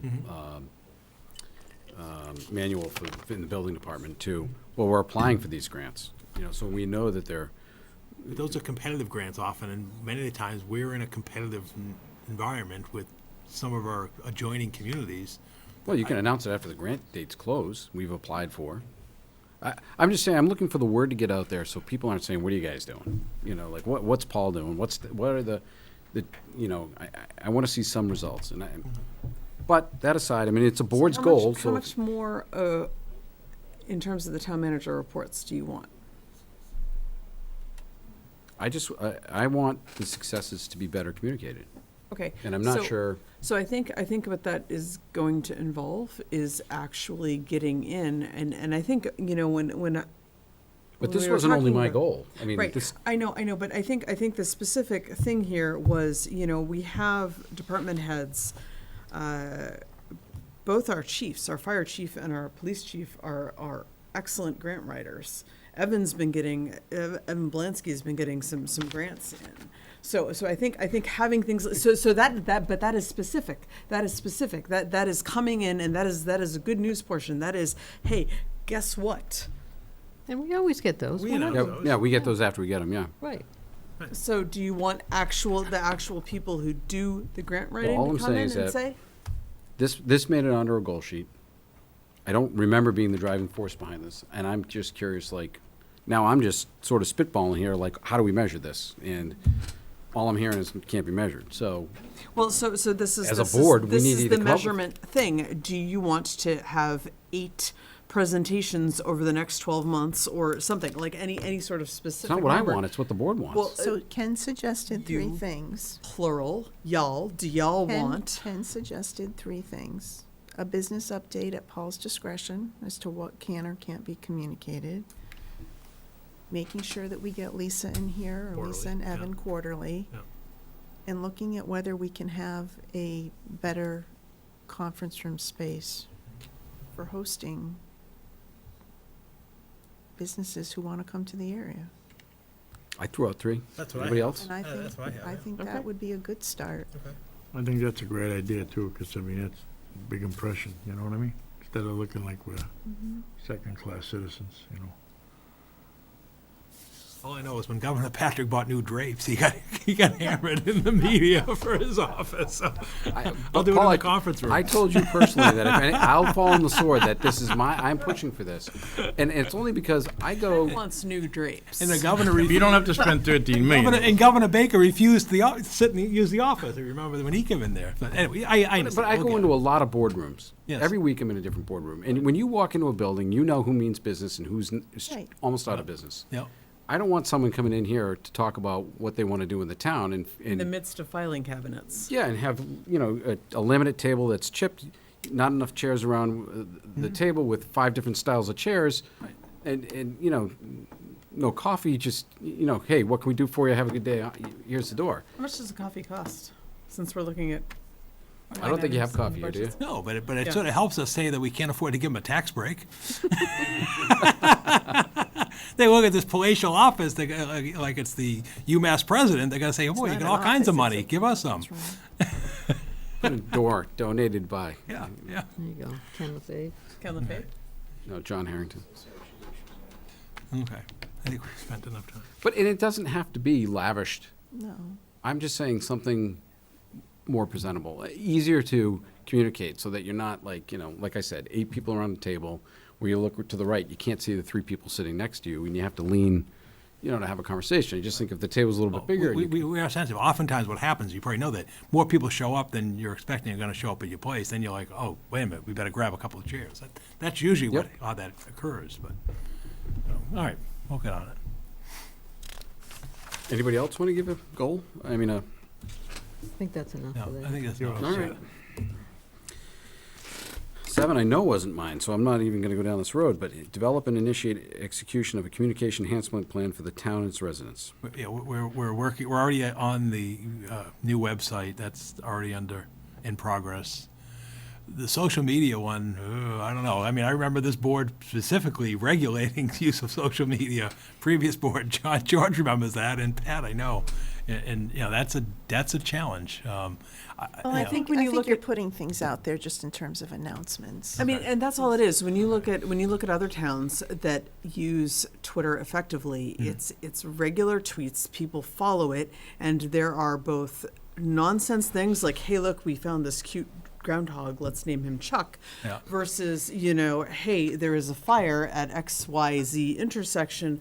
Please seek alternate routes." So it is a range of, you know, importance to silliness, and the animal pictures get the likes, and then the information gets out there. But there are other tools. I keep getting messages about all of these tools that are out there specifically for data input and communication. So like when you have Vinyl Square looking at where to put signs, there are tools that you can use to get residents to input to say, hey, a sign right here would be great because I constantly have people coming down my street looking for the beach or the park or the thing.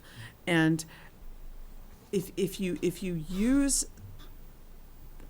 the tools out there that other towns are using, and I have been sending them to you, but that's what we need to be doing. We need to be keeping up with Maybe, the tools that are out there. Paul, maybe it might be worth considering opening up just like an electronic survey or input for a month to say, hey, tell us what you'd like to see in terms of town communications or ideas. We're assuming it's the website, we're assuming it's social media. I mean, I can tell But you. I don't know I mean, if that would. should I? You wouldn't we wouldn't necessarily be able to address every single one of them, but it might just provide some more of a requirements framework. And I think some of this too is, like voting turnout, publishing that in the Lowell Sun and the Chelmsford Independent is great for the people who buy the Lowell Sun and the Chelmsford Independent and look through all the pages to find the little announcements. But if you are not accessing the rest of the people who are not buying the papers and looking at those, or who do not have the online subscriptions to see all of the things, then you're missing out on opportunities. And specifically around elections, the last municipal election had appallingly low turnout, and that you've got an 8% base that is always going to turn out, 8 to 10%. You know that they are always going to be there. Fine, they're great. Where do you get in and get the rest of the people involved? Where are the signs? Where are they put out? Where is the notice put out? Publishing a couple of words in a paper and being like, "We did our duty." Like this is clearly ineffective. We've got dropping participation. I don't know where our enrollment is at. I've heard complaints from campaign managers that publication of statistics after elections has been slow to get on, or it's been hard to find on the website because again the website is a pain in the neck.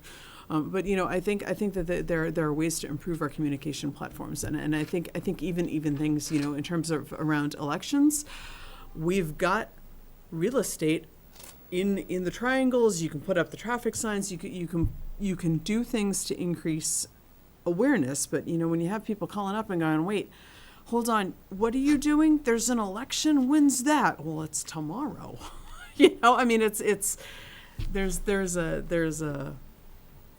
If you want to increase turnout in elections, put an override question on Yeah, the ballot. but I don't think that's a good idea. Right, we saw what happens when you do that. But in all seriousness, the problem is that you can predict turnout by the contested races that are on the ballot. And this right? isn't just about elections. No, but I So mean, it's that's, not. but that's It's what about, the issue but is. it's about everything else. It's about hey, we've got a. It's about how do we reach people in the year Before the 2020? blowback. How do we reach people in the Before year the blowback. 2020 when there's a generation of people who don't purchase newspapers? Right. When you've had a generation of kids who have not had Well, you- civics you classes have- in the school because Exactly. that was deemed irrelevant, and You they're have- finally coming back in. Right, You and have that's the issue. multi-generations. You have multi-generations, you have generations You that have aren't some- comfortable on a computer. Some that don't even own a smartphone. Right, exactly, You've got people who exactly. still can't so figure out it's- email, even though So, that's a it's the 25-year-old whole thing. technology. They're still like, I don't know, if I press forward, does the scroll go through? Is the board suggesting I follow the lead of the school department and hire a public information officer? No, No, I say no. I'm not. Because there are communities who are cutting-edge communities, such as Lexington, who have a public information officer, whose job solely devoted to providing public information. But all I know is the last time I talked about creating a position, I got a lot of blowback from members of this board of creating a position with benefits. And so I guess, and yet I see the school department has just done so by creating a public information officer for the Chelmsford Public Schools. And I guess, But we don't always do I'm trying to whatever- understand whatever is they do. what it, yeah, but I'm trying to understand, I see communities doing it and I see our school department doing it. Is the board to the level that I should be examining to have a public information officer for the town of Chelmsford? I Whose think if- job it is to reach all these people with today's challenges. I think no matter what challenges you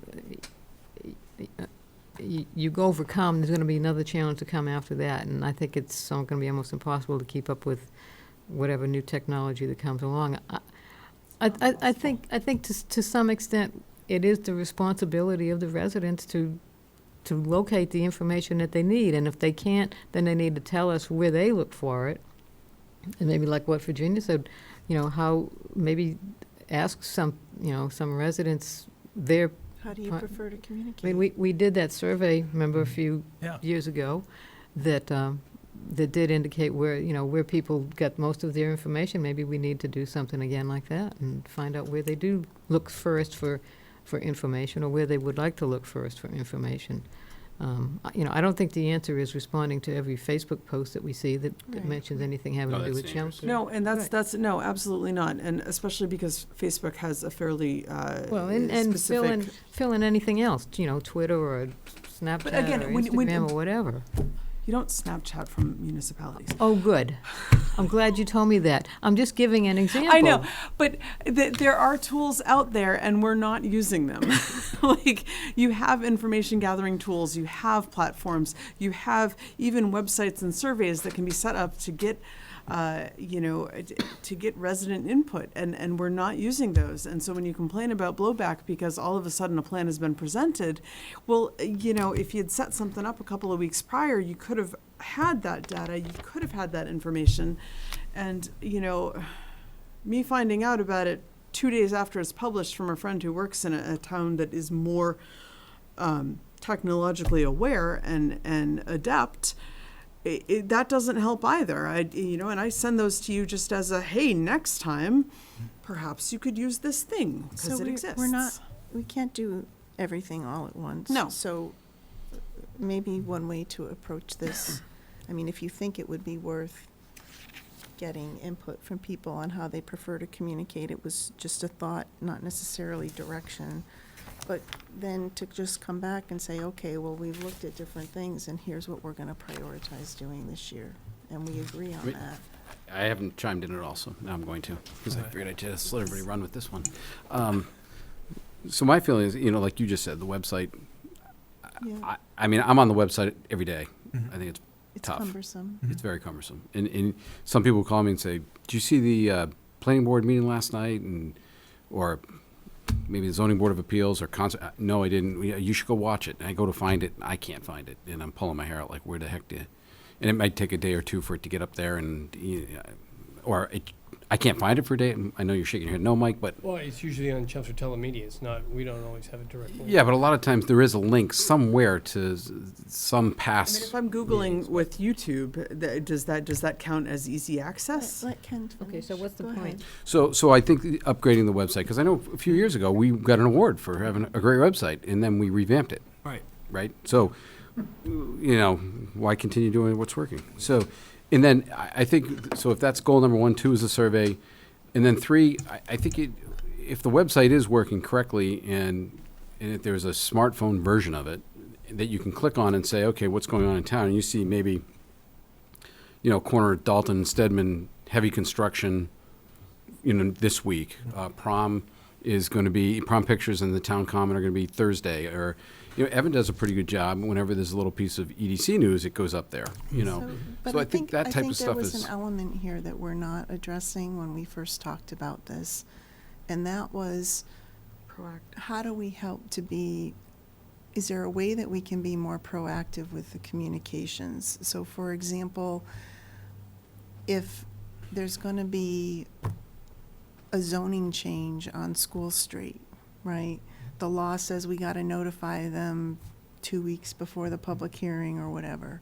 Is there a way to try to help start putting that word out earlier? Is there this is why I suggested maybe put something out where the public can just put input in for a couple weeks on different ideas, and we can see what kind of ideas come forward. One idea that was brought forward to me when I was running was, could you opt in for notifications? So, like, I live up near quarries. I can opt into Westford's town website for blasting notices, so that if there's a rumble, I know that it's somebody's blasting in the quarries. Someone came up with the idea, could I opt in to know when there's going to be some type of change in my neighborhood, a zoning change or something else? So there's different things to think about in terms of this. I think, you know, the websites come up over and over again, but I think it really would be worth maybe just seeing if people want to provide some inputs and ideas, and then we prioritize what So maybe what it's we just can work website on, and 'cause and we a survey. can't- we But, can't you do know, everything. We have opt-in The ability. website and If the you want, if you survey. want to if you want to be notified every time the planning board posts an agenda, that capability exists, and there are people who do that. That- But if you say, I want to narrow it down to, I want to be notified when the planning board is going to discuss Main Street, then No, that's a, no, then that's a no. different challenge. Because now you're and, I mean, it's perfect examples, two things that are going on right now. So Yeah, it may right. not be doable. I'm just, No, but I'm just saying is there's there's- different ideas out there. Emily's got ideas about tools that you can use, so But So there's- maybe we identify the website and, the other thing that came up in one of our meetings was actually signage. And I know this was something that got bad attention in previous years, but, you know, can we use some of the signs in town to say, hey, Election Day is April 3rd, right? For people who get their communications, hard visually. We do that. We Yeah, do- they And do not it the all- last one, and there wasn't a, this is your last day to And there was- register to vote, I mean, and. I mean, granted, some of it was a little bit strange, but there was stuff going around at the last election about there was no sign up saying when there was an election, and we didn't know there was an election. Well, how can you not know when there's an election? There's signs all over town from candidates, but I just think that to try to say we're gonna do everything is too much, and that's why I'm suggesting Can you we pick what you define the think is web, the we most define the most website, doable? and then look at some of the different alternatives So- out there so- and make so- some suggestions on what we prioritize for this year. Put into words the three, I don't want to say easiest, but the three most relevant accomplishments that Paul could have. One is revamp the website. Yeah, Two is the survey. yep. And what's three? I think 3 comes out of the survey. What are the unless you think there's I would say another. 4 and Recommendations. 5 come out of the survey. I think 3 What? needs to be voter notification for Maybe it's registration and for Maybe there's only elections. 2. you know, again, well, I'll talk with the town clerk, but I think they pump out a lot of stuff on voter deadlines. I was going to say, I get Yeah, a ton of yeah, stuff. they do. And I don't know what, And you they- know, what more she. In front of McCarthy and in front of the You know, Common, there's always signs up. I don't mentioned to know. Paul, there was another idea that somebody sent to me that they found in another municipality where everybody gets a property bill once a quarter, a property tax bill, so No, they they put. don't.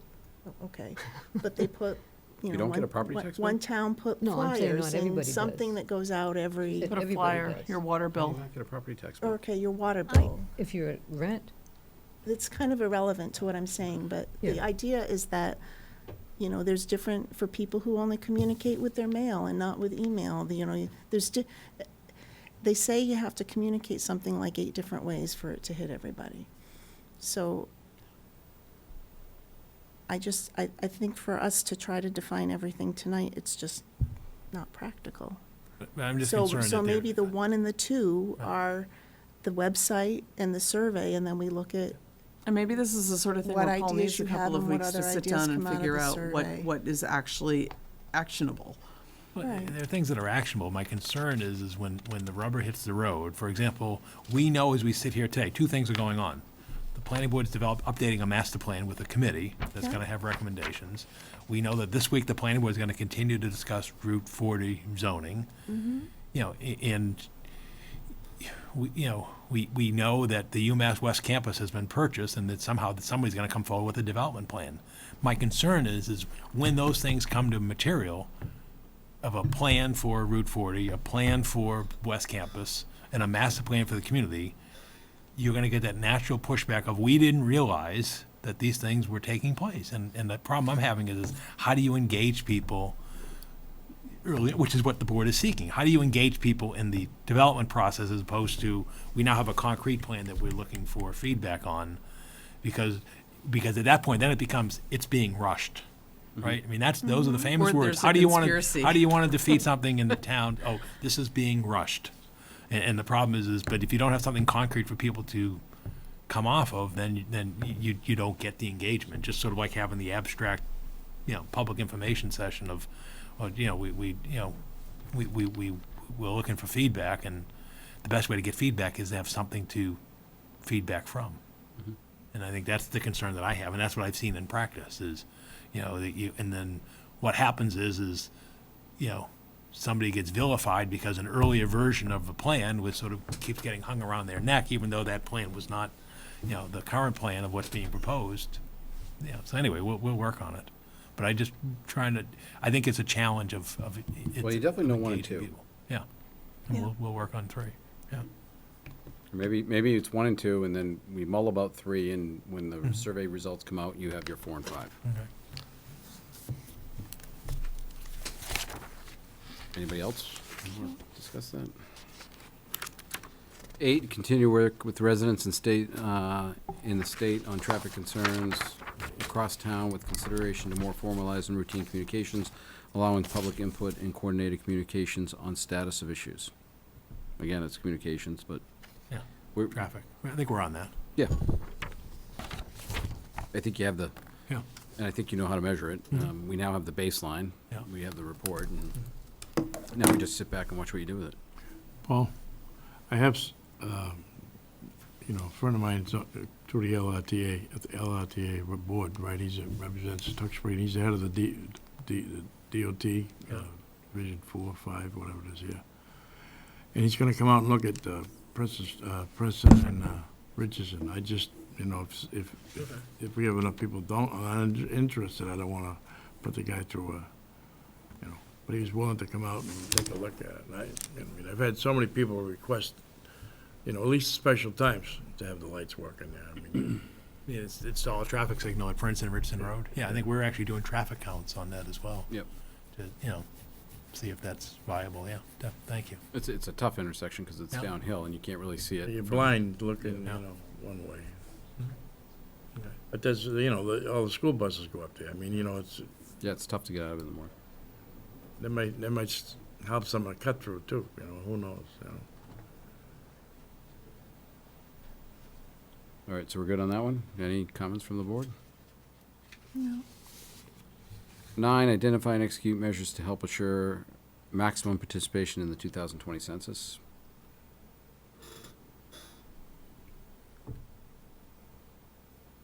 Does everyone understand the census and its importance? So I have a couple thoughts here. One would be that we could establish a committee, because we know that there's people that are willing to help raise awareness. There was also, I'll share this with you, and it is public information, but there was an article in the May Beacon about what this, Oh, I have this article. if you look at the header that says NLC offers help, there's a few bullets under that heading that talk about support that the state is looking for in order to help ensure the participation in the census. So that may give us some other ideas. But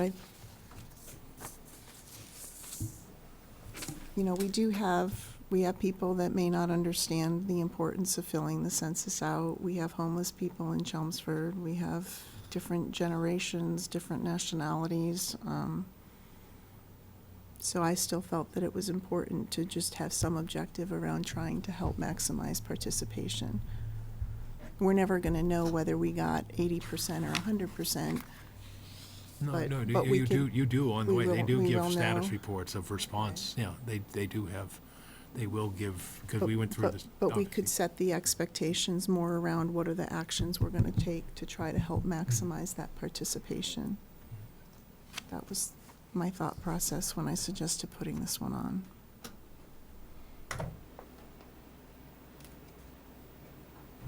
Comments?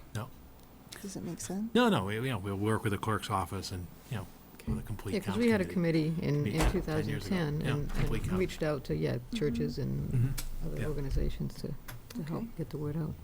All right, last but not least, review the town's current revenue sources to include taxes, local receipts, fees, state aid, and grants with consideration to priorities or additional ways to grow the town's revenue. And what does that expectation mean? Yeah, what's the typo in that? Town Prioritize? manager will Oh. fees. Maybe it says identify. Will Will identify fees? all items?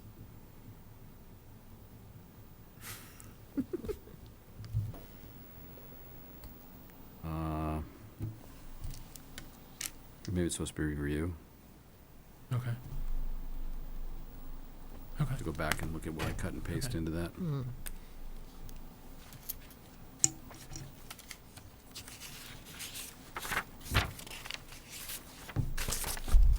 Comments? Nothing?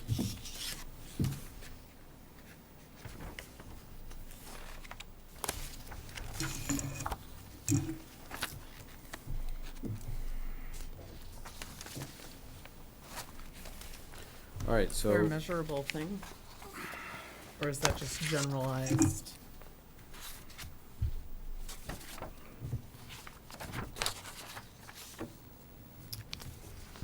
yep, is that something you want to, No, we'll come back with, we'll come back with information. We'll be in here with report on fees. I mean, obviously, the tax stuff, we can calculate. The local receipts is part of the budget process, and state aid will be what state aid is. So, yeah, we'll, and again, this was a item that was identified and put on the list, and I just tried to figure out how you wanted to, so whoever came up with it, if they have a better idea of how we can set the expectation or measure it, I'm willing to take the input, but it's part of the working session.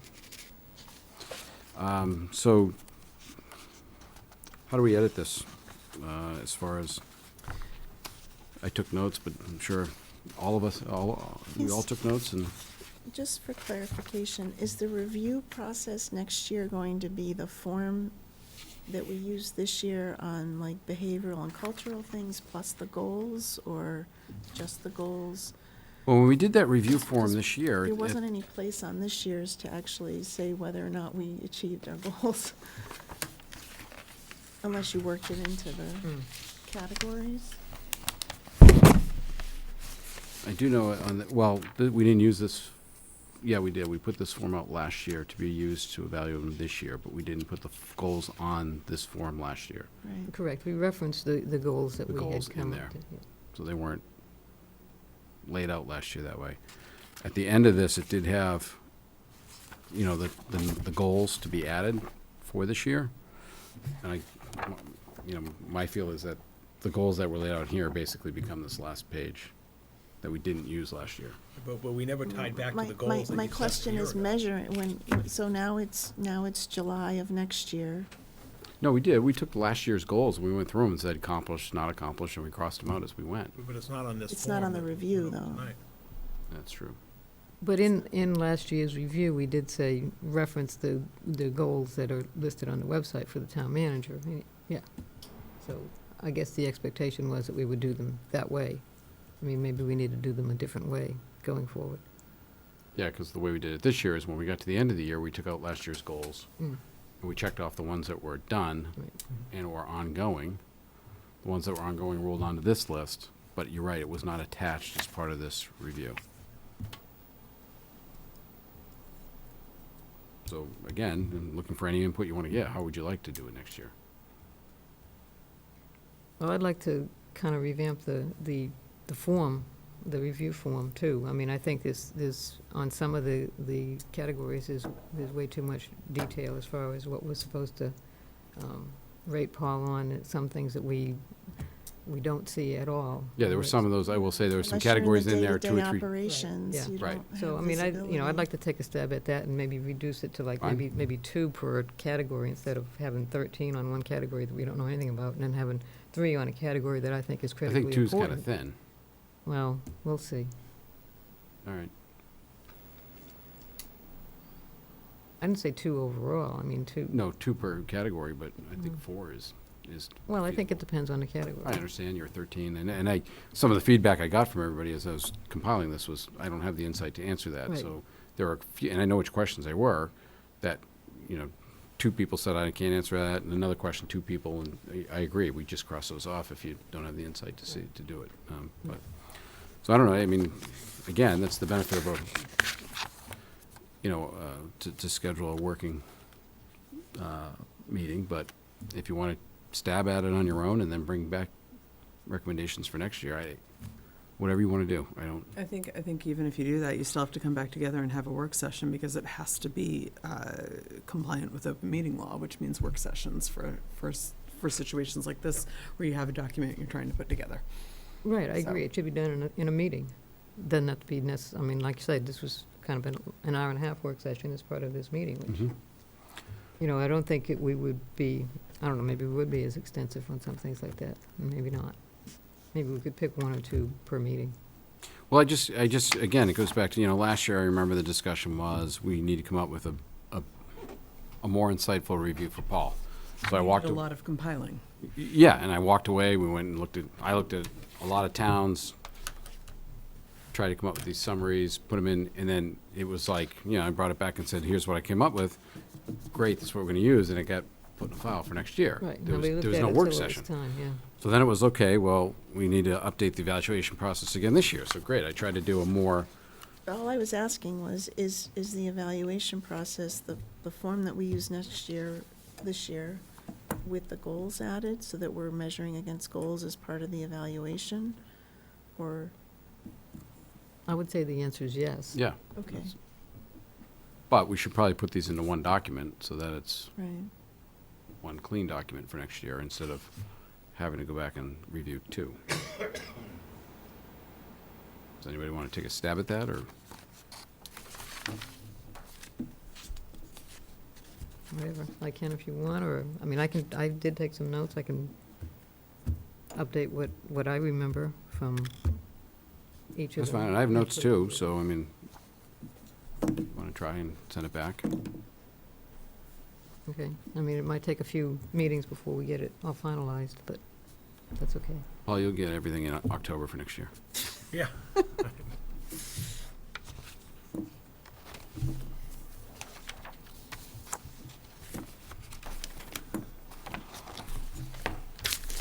right, so, I lost my agenda.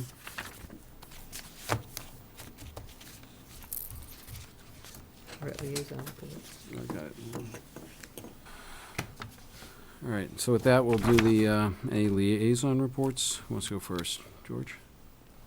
I'd just like to acknowledge the passing of a former selectman, Richard Dick DeFreitas, who served as a selectman. He was town moderator, town meeting rep, and jack of all trades, a great musician, and a good guy. So, my condolences to his wife, Pat, and the family, and I know he'll be missed, greatly missed. Thank you. Virginia? Sure. From the planning board, the Route 40 Study Committee briefed the output of their final report on June 26th, so that's available to watch. The planning board also asked me to just mention that they are starting to look at alternatives for non-conforming properties. So these would be properties in town that are on less than an acre that were built when zoning was different. And the objective is to try to see what they can do to help residents who are having to go to the Zoning Board of Appeals and make significant investments with lawyers and engineers every time they want to make slight modifications or standard modifications to their homes because of how the current zoning laws are set. From the school committee, they did a review of updates and programs and services that they have, such as school nutrition and dual enrollment. They also had the pleasure of hearing from CPAC about community awards that were presented to different staff and community members, and asked me to provide a reminder that all students who ride the bus need to register for bus transportation regardless of whether or not you pay a fee. From Vinyl Square, the North Village Committee is meeting on July 22nd to finalize the wayfinding layout. So if that's something you're interested in, you're welcome to join that meeting. And from the CCA, the Chelmsford Center for the Arts stage is being extended through funding from the Community Preservation Act funds, and the sound system is being upgraded primarily by 3 board donors. That work is being done this month. The auditorium use is so heavy, they're trying to get that squeezed in so that it will be complete for the 10th anniversary season, which opens on September 7th with John Davidson.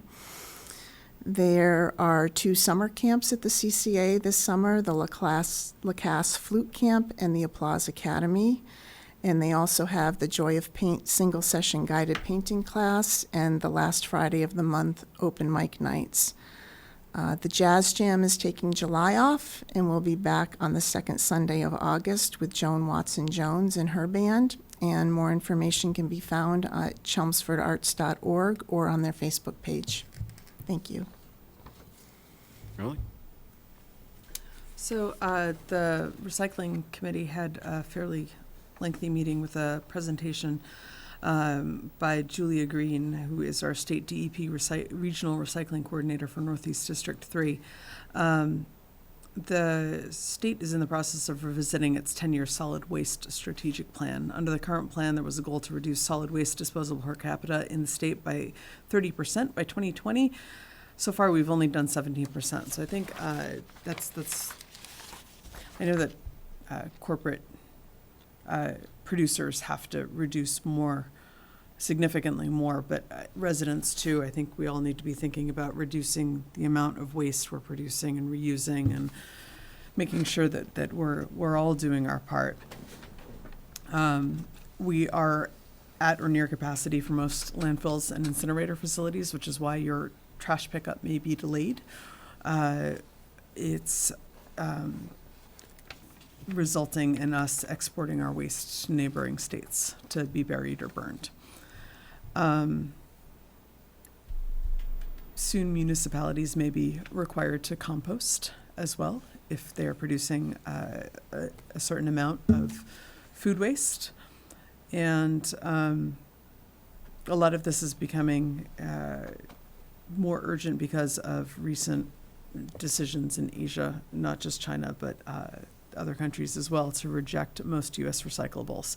So for those of you who are paying attention, any sort of reusables you can use, any reductions you can incorporate in your own lives, that helps. And then leaning on corporations who use your grocery store, big box stores like Costco, or whatever club stores, just asking them to be conscious of their own waste, because they do put out a lot of that. So there are things we can do. And Julie also mentioned that the town may want to consider a waste audit to determine the amount of trash that is placed curbside, in case we want to institute a 35-gallon waste limit. There might be households that are more affected than others by that, and it may be that we are at that point where we are producing so much waste that we need to start restricting. So just being aware of the realities of where our garbage goes and how much we all produce is a big deal. So the October Waste Day could be held the last weekend of October. Oh, sorry. It's not will be. They are working on shredding days, metal drop-offs, additional items for collection. So they're working on helping residents in terms of disposal. They are not quite there yet with decisions. There are composting groups out there that can help with household compost as well. So they're looking into ways to promote all of that. Just a couple of things. I want to echo George's comments about Richard DeFreitas. He definitely is going to be missed. You never had any doubt about where he stood on any issue. He was a very outspoken person, so we'll miss him. And we also lost about a week and a half ago Carol Sneeden, who served many years, probably 15 or 18 years on the Board of Library Trustees. She was also, she was very helpful to that group, and again, she is also going to be missed. Chelmsford Friends of the Library is having a book drop-off this coming Saturday, but it will be at the library and not at the gym like it usually is. It'll be at the carriage house behind the library, so bring all your old books that you've already read to that for the book sale, which will be in September. And I have a question about recycling, since we had just brought that up. Are we going to be getting a calendar for recycling for the coming I year? believe so. I mean, we're Okay. in transition. Our recycling coordinator yes, right. has departed, but I It did make the I website. think it's on the website, Yeah. the clerk's Well, but a lot of office. people don't look at the But I website. believe one should be going out if it hasn't already. Okay. Yeah. All right. That's all I have. I'll be pretty short. I just wanted to go and give a big thank you, because I got a lot of feedback on the 4th of July parade, just to the parade committee, but then also, to the police and the fire department. So many people commented on their presence around town on the 3rd and on the 4th, and acknowledged, the sort of the strategies they undertook to keep everybody safe, whether it was putting up Jersey barriers at certain roads and parking dump trucks. Even, at the beginning of the John Carson Parade, they'd never had a truck parked there on Parker Street, and that was there this year. So people said they really just felt safe and really comfortable in and around town for that. So I think we should give some big kudos to the DPW, the police, the fire for what they did, and thank the parade committee, because it was a great day, and the evening before was fantastic. So with that, any press questions? Nothing? Anybody else? Okay, I'll make a motion that we adjourn to executive session, not to return to open session, for 3 purposes. The first, to discuss the opioid litigation update. The second, for strategy with respect to collective bargaining with the firefighters union, highway union, clerical union, library union, dispatchers union, police patrol officers union, and police superior officers union. And thirdly, to discuss retaining outside labor counsel regarding threatened litigation relating to an arbitration process before the Joint Labor Management Committee. A second. We have a motion and a second. All in favor? Aye. Aye. That's it. Roll call. Oh, roll call. Aye. Aye. Thank you.